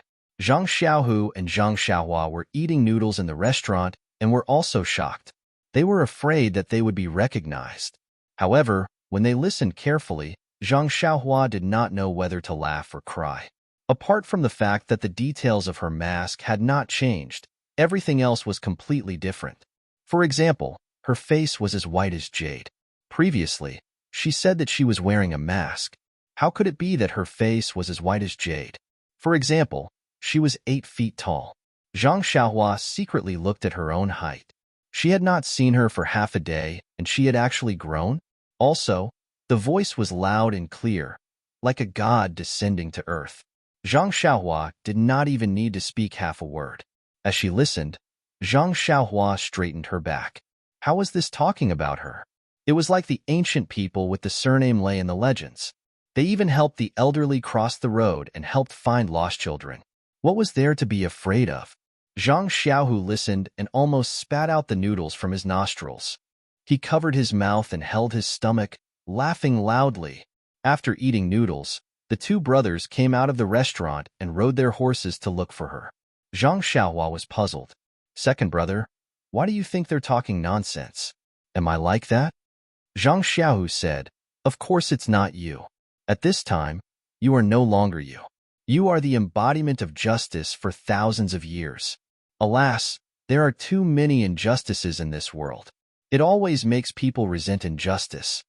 Zhang Xiaohua also praised, "Yes, if there were no injustices, how could we be chivalrous? If every government official was an honest official, then there would be no such title as the Master of Justice in this world." Zhang Xiaohu sighed, "Our strength is still limited. It's already good that we can protect our families. Look at those people just now. Which one of them did not have grievances in their hearts and wanted to find you, the embodiment of justice, to go and save them?" Zhang Xiaohua gritted her teeth and said, "I hate that I don't have thousands of embodiments.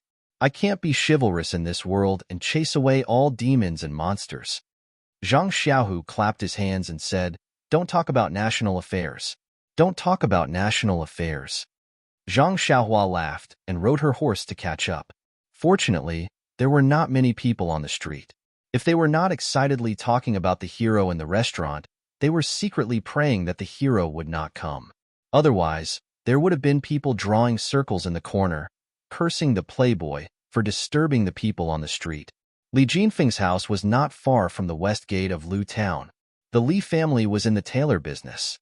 There was a medium-sized shop in Lu Town that was easy to find. However, when Zhang Xiaohua and the others found it, the shop with the sign Li family's tailor was closed. Zhang Xiaohua was puzzled. This was the time for business. How could there be a road that was closed? She gradually had a bad feeling in her heart. Zhang Xiaohu dismounted and looked around. He wanted to find someone to ask. Zhang Xiaohua said with a smile, "Second brother, young Master Li's house is behind this shop. We can go directly to see. Don't we have to go to his house to ask?" Zhang Xiaohu said, "Xiaohua, this is your lack of Jianghu experience. You can see the real situation if you go directly to his house. But after all, you are not prepared. If there is an accident, you will be caught off guard. It is best to ask around first and have a general understanding of the situation. Only then can you calmly deal with it. Zhang Xiaohua nodded. Second brother's words were very reasonable. This kind of experience that was exchanged with blood was not something that could be easily understood by people who had not experienced it. The street where Li family's tailor was located was a commercial street. There were many shops of different sizes. Zhang Xiaohu first found a small shop and went in. Zhang Xiaohua led the horse and waited outside. Not long after, she saw Zhang Xiaohu come out with a livid face. Zhang Xiaohua saw this and hurriedly asked tentatively, "Second brother, why did you come out so soon? Did you hit a snag?" Zhang Xiaohu bit his lip and did not speak. He waved at Zhang Xiaohua and signaled her to follow. Then, he came to a large jade shop and said, "Tie the horse there and go in with me." Zhang Xiaohua was stunned. She felt that something was wrong. Seeing that second brother did not say much, she did not dare to ask more. She tied the horse and followed second brother into the jade shop. When they walked into the jade shop, they saw a few shop assistants whispering to each other. When they saw that there were guests, they didn't welcome them as warmly as expected. Instead, they were hesitant. It wasn't until Zhang Xiaohua and Xiaoyu walked into the hall that a slightly older shop assistant, who looked very experienced, walked up to them and said with a forced smile, "Sir, are you looking to buy jade? Please come this way." Zhang Xiaohua saw that they did not greet the guests at the door. She already felt strange. Now that they were acting like they were reluctant, she was even more surprised. Zhang Xiaohu did not care about the shop assistant's neglect. He said, "Second brother, we are not here to buy jade. We just want to ask about the Li's tailor shop across the street." Hearing this, the shop assistant's face changed dramatically. He shrank back and waved his hand repeatedly. "Hero, please spare my life. This matter has nothing to do with me. I have an 80-year-old mother and a 3-year-old child. I have 3 lives. Please let me go." Zhang Xiaohu forced a smile on his face and said, "We are not people from Shizue Mountain. We are just friends of young Master Li. We came to visit today. Coincidentally, we came to ask about it." Shizue Mountain? Zhang Xiaohua's mind was pong. She understood everything. If it was before, Zhang Xiaohua would have jumped out and ran to the Li's house to see what was going on. But now, she just clenched her teeth and narrowed her eyes slightly. She still followed second brother and watched quietly. Hearing this, the shop assistant looked a little relieved.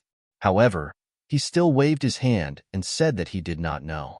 At this moment, from the curtain behind the counter, an old man in a minister's uniform came out. Zhang Xiaohua looked very familiar. She seemed to have seen him somewhere. She thought for a moment. Wasn't he the relative of one of the 2 girls that she and second brother saved that day? She had seen him on the roadside. The old man walked out of the counter and waved his hand to signal the shop assistants to leave. Then he looked up and down at Zhang Xiaohu and turned his eyes to Zhang Xiaohua behind him. When he saw Zhang Xiaohua, his eyes lit up and he looked a little happy. Then he turned to Zhang Xiaohu and asked, "2 heroes, I am the shopkeeper of this jade shop. My surname is Yu. I don't know why you 2 are asking about Tailor Li." Zhang Xiaohu naturally recognized this person, but he couldn't figure out his relationship with the Li family. He cupped his hands and said, "I am Li Jinfeng, young Master Li's friend. Today, I came to the Li family to visit the old man, but I saw that Tailor Li's shop was closed, so I came to ask around." "Shopkeeper," you said, "I heard you say that you are not from Shizue Mountain. You must know something." Zhang Xiaohu nodded in agreement. Shopkeeper Yu was silent for a moment and said, "Please come in. Let me explain in detail." The 2 of them followed the old man into the back hall. After the tea was served, Shopkeeper Yu asked, "You 2 say that you are Jin Feng's friends. Do you have any proof?" When Zhang Xiaohu heard this, he didn't find it strange. He told him everything about how he met Li Jinfeng and how he met him. Shopkeeper Yu nodded as he listened. When Zhang Xiaohu finished speaking, he said, "These 2 heroes are right. It seems like you are Jin Feng's friends without a doubt. I've watched Jin Feng grow up and see him as a nephew. This old man will also be arrogant and call you 2 nephew." Zhang Xiaohu quickly stood up and Lian Cheng didn't dare. Shopkeeper Yu waved his hand and gestured for Zhang Xiaohu to sit down. He then said, "Speaking of the Li family's experience, We have to start from 10 days ago. This old man doesn't have any children, only my daughter by he. She grew up with Jin Feng and Yin Feng from the Li family. Jin Feng went to Pingyang City to study, and only Yin Feng accompanied his parents.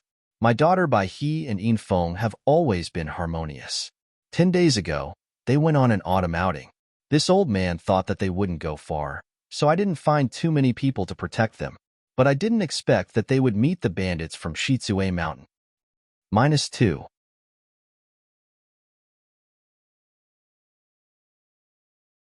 Chapter 245. Shopkeeper, you drank a mouthful of tea and continued. My daughter by he and Jin Feng's younger sister Yin Feng encountered the bandits of Shitsue Mountain during their autumn excursion and were taken away by a strong person. Fortunately, the coachman escaped with his life and sent us a message. When we reported it to the authorities, we gathered our family members and went to rescue them. We thought it was already too late, but we didn't expect that the two of them were rescued by two disciples of the Dalan Temple and escaped the prison ahead of us. However, the two secular disciples who saved my life have disappeared without a trace. Speaking up to here, shopkeeper, you stole a glance at Zhang Xiaohua, but Zhang Xiaohua kept his head down and remained unmoved. Shopkeeper, you continued. When our two families brought our daughters back home unharmed, naturally we would be endlessly grateful to the benefactors who saved our lives. But it was a pity that we made a mistake and brushed past our benefactors.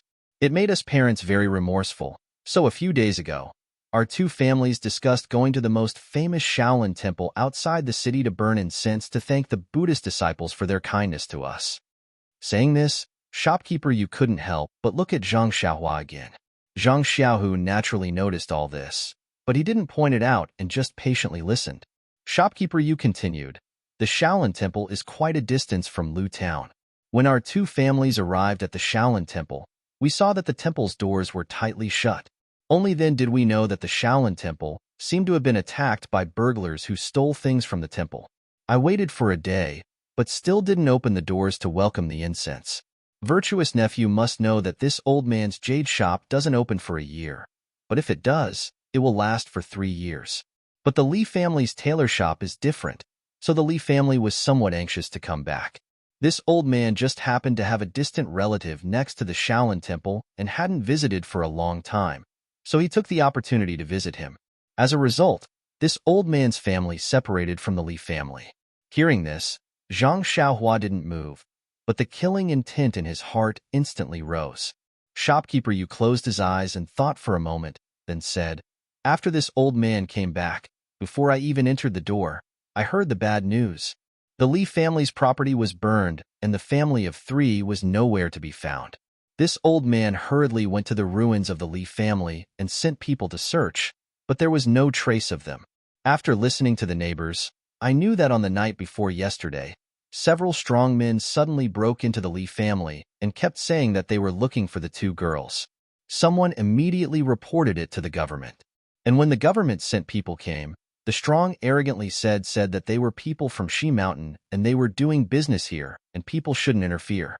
How could those weak shrimps from the government? How would they dare to say a word?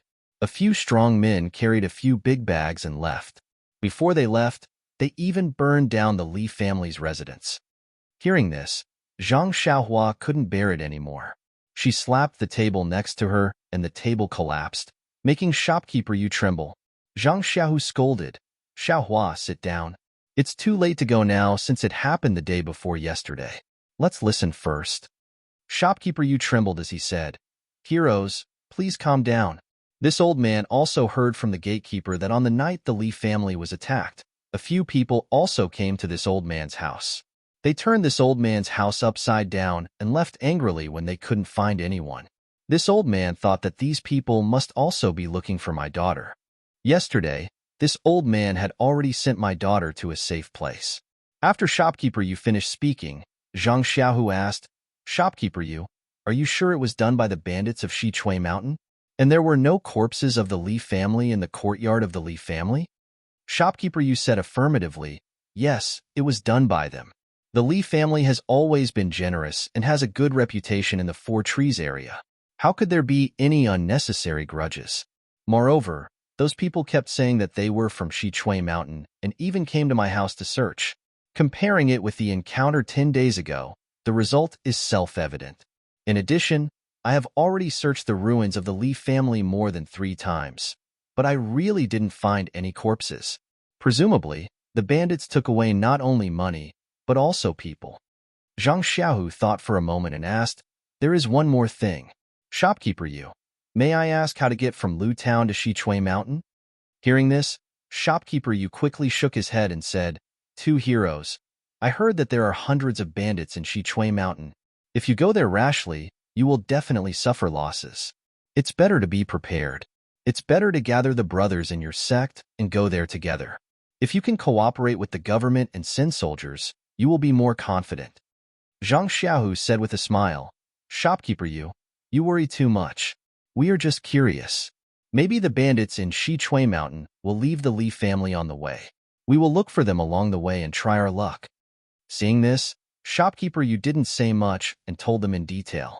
Then, the Zhang brothers said goodbye and were about to go out. At this time, Zhang Xiaohua suddenly turned back and asked, "Shopkeeper Yu, may I ask why you call this place Four Trees?" Shopkeeper Yu was stunned. After a long time, he came to his senses and said, "It seems that a long time ago, before Lu Town, there were 4 trees here. This is also what I heard from others." Zhang Xiaohua laughed and said, "Well, not bad, a good place, a good name." Shopkeeper Yu was even more surprised. Why was this boy's thinking so strange? He didn't know that Zhang Xiaohua had already made up her mind at this time. Shopkeeper Yu sent the 2 of them out, but he didn't leave. Instead, he took the 2 of them to the Li family's house. Sure enough, it was in ruins. Even some of the neighboring houses had been destroyed. Since Shopkeeper Yu had already searched, Zhang Xiaohu and Zhang Xiaohua didn't delay any longer. After saying goodbye to Shopkeeper Yu, they rode the date red horse and left. When Shopkeeper Yu saw the date red horse that the 2 of them were riding, his heart was even more tense. He secretly thought that perhaps Old Li still had hope. Of course, he was also a little relieved. If the Li family could come back, his daughter could also return home with peace of mind. She didn't have to be worried outside. Then, he thought of his daughter by he and Li family's gene foam. They were childhood sweethearts. But when they grew up, why couldn't they be innocent? Seeing that Li Jinfeng had 2 friends with such strong martial arts, he wouldn't be bullied in the future. He was really a good candidate for a son-in-law. But why didn't his daughter and Li Jinfeng meet each other's eyes? If not, he was the shopkeeper of a jade shop. His thinking wasn't just for show. The Zhang brothers rode out of Lu Town. Along the way, neither of them spoke a word. They came to visit in high spirits. They didn't spend the money and were in a depressed mood. Speaking of the Li family's tragedy, Zhang Xiaohua couldn't help but think of her relationship with Li Jinfeng. From the time they met to the time they became friends, young Master Li had always maintained a good friendship with this youth from the countryside. He didn't attack or despise him. In the future, when they became literate, they had a teacher and a friend relationship. This made Zhang Xiaohua feel the warmth of friendship. During the new year, Li Jinfeng didn't greet Zhang Xiaohua and came to visit. He even put himself in the position of Zhang Xiaohua's friend. He was waiting for Zhang Xiaohua to get along well with her temper. Now, the Li family had suffered an unexpected disaster. Li Jinfeng was still far away in Pingyang City and didn't know about it. But even if he knew about it, what could a weak scholar like him do? Ask the authorities for help? Go to U City? Ask the Misty School to help? Every path was blocked by Li Jinfeng. As Li Jinfeng's friend, Zhang Xiaohua felt a sense of responsibility. Since the Li family needed her strength and she had the ability to help them, what was there to hesitate about? Hence, Zhang Xiaohua called out, "Second brother." At this moment, Zhang Xiaohu also called out at the same time, "Xiaohua." Zhang Xiaohua saw this and said, "Second brother, you go first." Zhang Xiaohu thought for a while and said, "Xiaohua, I think you and I are thinking the same thing. Li Jinfeng is our friend. He is very kind to us. He is different from you Deity and others. His family is in trouble. If we don't help, not only will we be wronged as friends, but even our martial arts will be in vain." Zhang Xiaohua nodded and said, "That's exactly what I'm thinking. Second brother, since that's the case, let's split up. You go home and inform your family. As for me, I'll catch up with Shichui Mountain and see if I can save the Li family." "Don't. Zhang Xiaohu stopped her and said, "You said the opposite. You should go back to the Guozhuang house and tell them the news. I will go to Shitsue Mountain." Zhang Xiaohua smiled and said, "Second brother, I will naturally listen to you on normal matters. However, today, you have to listen to me on the matter of saving someone. You have just started cultivating your internal energy, so how can you be my match? It will be more convenient for me to go." Zhang Xiaohua's words were very true. In the morning in the square, although Zhang Xiaohua did not fight with Sun Yiding, the martial arts he showed was not something Zhang Xiaohu could compare with. Even if Zhang Xiaohu knew that his ethereal magic was definitely better than the reckless bull strength, he had just started practicing it. Distant water could not cure present thirst.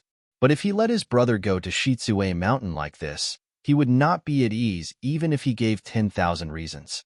In his eyes, Zhang Xiaohua was still a child who needed his protection. The two argued for a long time. Zhang Xiaohua said angrily, "Second brother, what are we doing? Li Jinfeng's parents and sister are still alive. Time is very precious. We should go to Shitsue Mountain as soon as possible. How can we face Li Jinfeng if we keep wasting time here?" Later, Zhang Xiaohua said again, "Since second brother is not at ease, I will go. Second brother, your martial arts are limited. To be honest, with your current martial arts, you can't even go up Shitsue Mountain. What are you going to do? Forget it. Let's go together. You can keep watch outside. I will use my lightness skill to go in and see what the situation is like." Zhang Xiaohu also thought for a moment and said, "That's the only way. Anyway, we have big brother and sister-in-law at home. We also left enough money for them. They won't have to worry about food and clothing for the rest of their lives. Besides, big brother has a descendant now. The Zhang family will continue to have descendants. Let's go to Shitsue Mountain together." -2.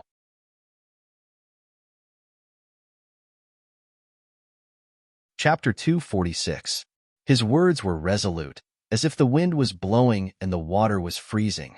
Zhang Xiaohua was also moved when she heard it. She stuck out her small chest and said, "Okay, second brother. Now I know the meaning of sacrificing myself for a friend. Presumably, if young Master Li Jinfeng was in our situation, he would also sacrifice himself." "Him?" Zhang Xiaohu said with a smile. "He is just a weak scholar. He has some skills in calligraphy. In this kind of matter, even if he stands out, he will be the first to be killed. It's better not to stand out." After that, he said, "Moreover, if it weren't for your good skills, I feel that even if you don't succeed in going to Shitsue Mountain, your life may not be in danger. If so, I wouldn't let you go." Zhang Xiaohua said with a smile, "Second brother, you said it very righteously just now. Why are you so petty now? You should know that it doesn't matter if a man does things beautifully or not. When speaking, he must be dignified and beautiful. Otherwise, he can only do things in front of and behind the scenes. He can't even be a deacon." "What kind of logic is this?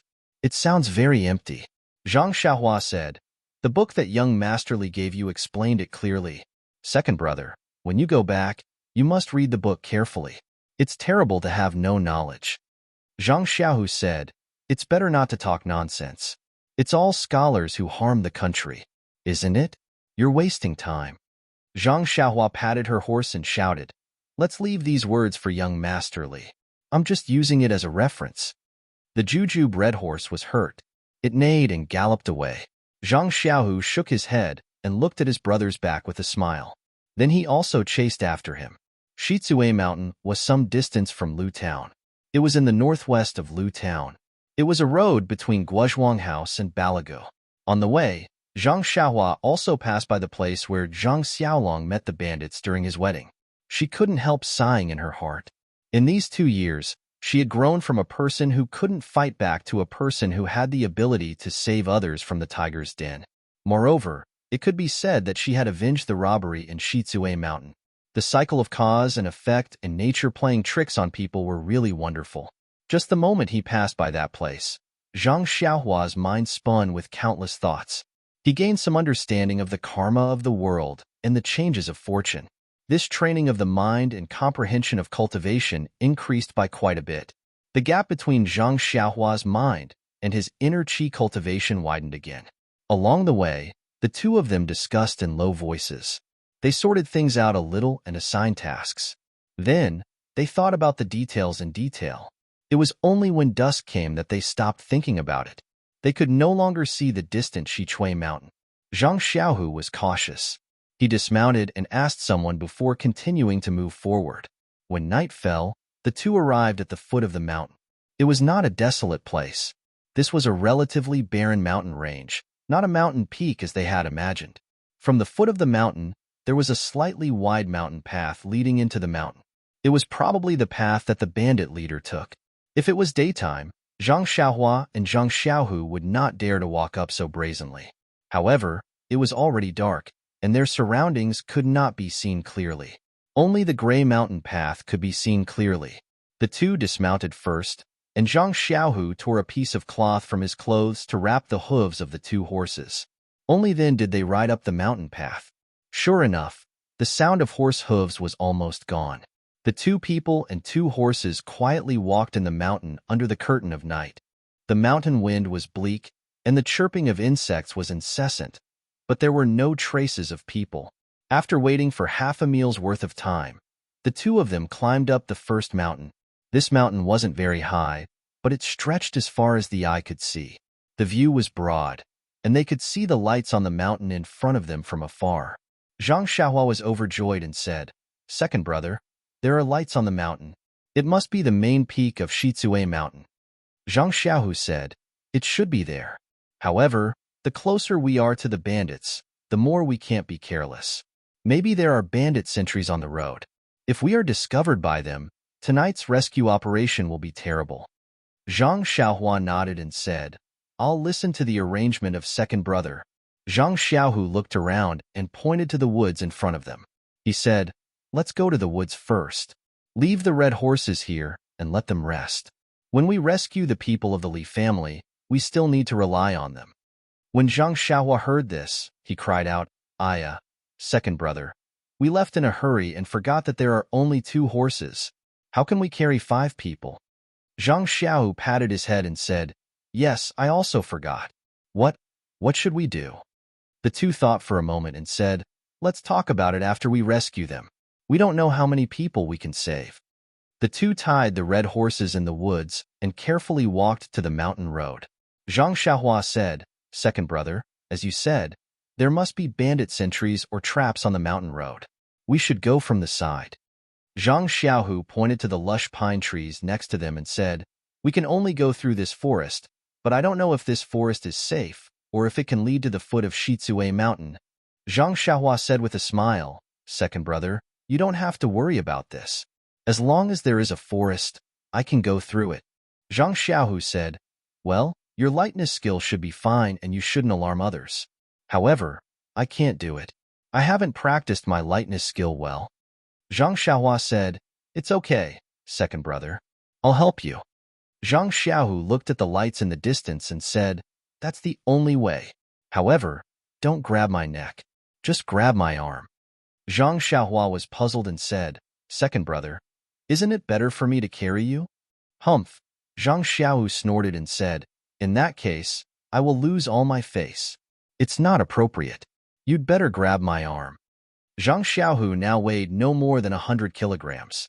With Zhang Xiaohua's arm strength, it was really negligible. Why would Zhang Xiaohua care about carrying him like this?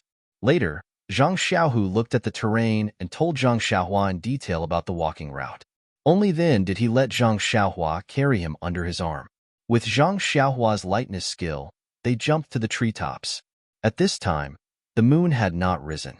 Zhang Xiaohua carried her second brother and ran like a wisp of smoke. According to the route that Zhang Xiaohu had already told her, they flew among the treetops in the forest. This mountain road was the only way to Shichui Mountain. How could there be no traps on the road? How could there be no sentries in the mountain forest? Perhaps it was because of the notoriety of Shichui Mountain that few people so blatantly broke into the mountain, making the patrolling bandits lose their vigilance. Or perhaps it was because Zhang Xiaohua's lightness skill was so good that she avoided the sentries early. In short, Zhang Xiaohua was not discovered by the sentries along the way. On the contrary, there were several groups of bandits who were either drinking, gambling, or sleeping. They were all seen by Zhang Xiaohua from afar and avoided. With Zhang Xiaohua's current true qi cultivation, she could still cope with the consumption of true qi from the levitation skill. When she reached the top of the mountain and jumped down from the tree, she did not use much true qi. Zhang Xiaohua did not think much of it, but Zhang Xiaohu was greatly shocked. When he was in the Lotus Escort Agency, he followed Fourth Master One and saw his lightness skill. Now looking at Zhang Xiaohua's lightness skill, although it was still a lot worse than Fourth Master Win's, Zhang Xiaohua had just learned it not long ago. Moreover, the strength of Zhang Xiaohua's hands could not be underestimated. In this aspect, Fourth Master One could not compare with Zhang Xiaohua. After all, Zhang Xiaohu was performing lightness skill with Fourth Master One, a living person. Jumping off the treetop, they were very close to the mountain stronghold. In the distance, they could see that the gate of the stronghold was open and brightly lit. Several bandits were guarding the gate with weapons. There were also several people on the gate of the stronghold, holding bows and weapons, patrolling left and right. It was completely militarized management. Zhang Xiaohua said softly, "Second brother, the security here is so strict. It doesn't look like a motley crew at all. It seems that the plan we discussed on the way needs to be improved." On the way, Zhang Xiaohu felt that the bandits of Shizue Mountain were just a motley crew. The management must be chaotic. For example, the gate of the stronghold should be closed, and there might not be anyone guarding it. Although he did not know lightness skill, he could let Zhang Xiaohua take him in, but the plan could not keep up with the changes. Who would have thought that this famous mountain bandit was actually worthy of its name? The security was really strict. At this time, if Zhang Xiaohu still went in with Zhang Xiaohua, it would inevitably involve Zhang Xiaohua. Zhang Xiaohu thought for a moment and said, "Well, Xiaohua, you go in and have a look. I'll wait for you outside. You can observe the situation first. Don't do anything. It's better to find a bandit when he is unprepared and torture him to find the trace of the Li family. Then, come back. We'll make a plan after discussing it." Zhang Xiaohua listened and remembered it carefully. Then she used her lightness skill and carefully followed the shadows of the trees to the front of the stronghold. Although she was close, there was still a long distance. Even if she used her lightness skill, she would inevitably be discovered by the bandits, not to mention that she had to jump over the wall of the stronghold where the bandits were patrolling. Zhang Xiaohua looked at the orderly patrolling of the bandits and could not help but think of an idea. He bent down and picked up a small stone from the ground. He used his internal force and threw it in the other direction of the gate of the stronghold. There was a bang sound, which was particularly obvious in the silent night. The bandit guarding the gate of the stronghold was shocked and immediately looked in that direction. The bandits on the wall of the stronghold also shouted, "Who is it?" They all ran in that direction. Zhang Xiaohua saw that the plan to lure the tiger away from the mountain had worked. Her courage grew, and she ran under the wall of the stronghold. Looking around, she jumped up the wall. Her body paused for a moment, then she immediately slanted and slid into the inner side of the wall. Although there was a bandit beside her who was looking in the other direction, Zhang Xiaohua's body was as light as a swallow and did not startle him. When he felt something strange and looked back, Zhang Xiaohua had already slipped into the shadows of the wall. The bandit looked back and did not see any movement. He looked left and right and then walked back and forth on the wall. He did not know that in his moment of distraction, he had let someone slip into the stronghold. -2. You're tuning in to the Warrior Lore YouTube channel. Don't forget to subscribe and join us on this journey to catch the most captivating stories.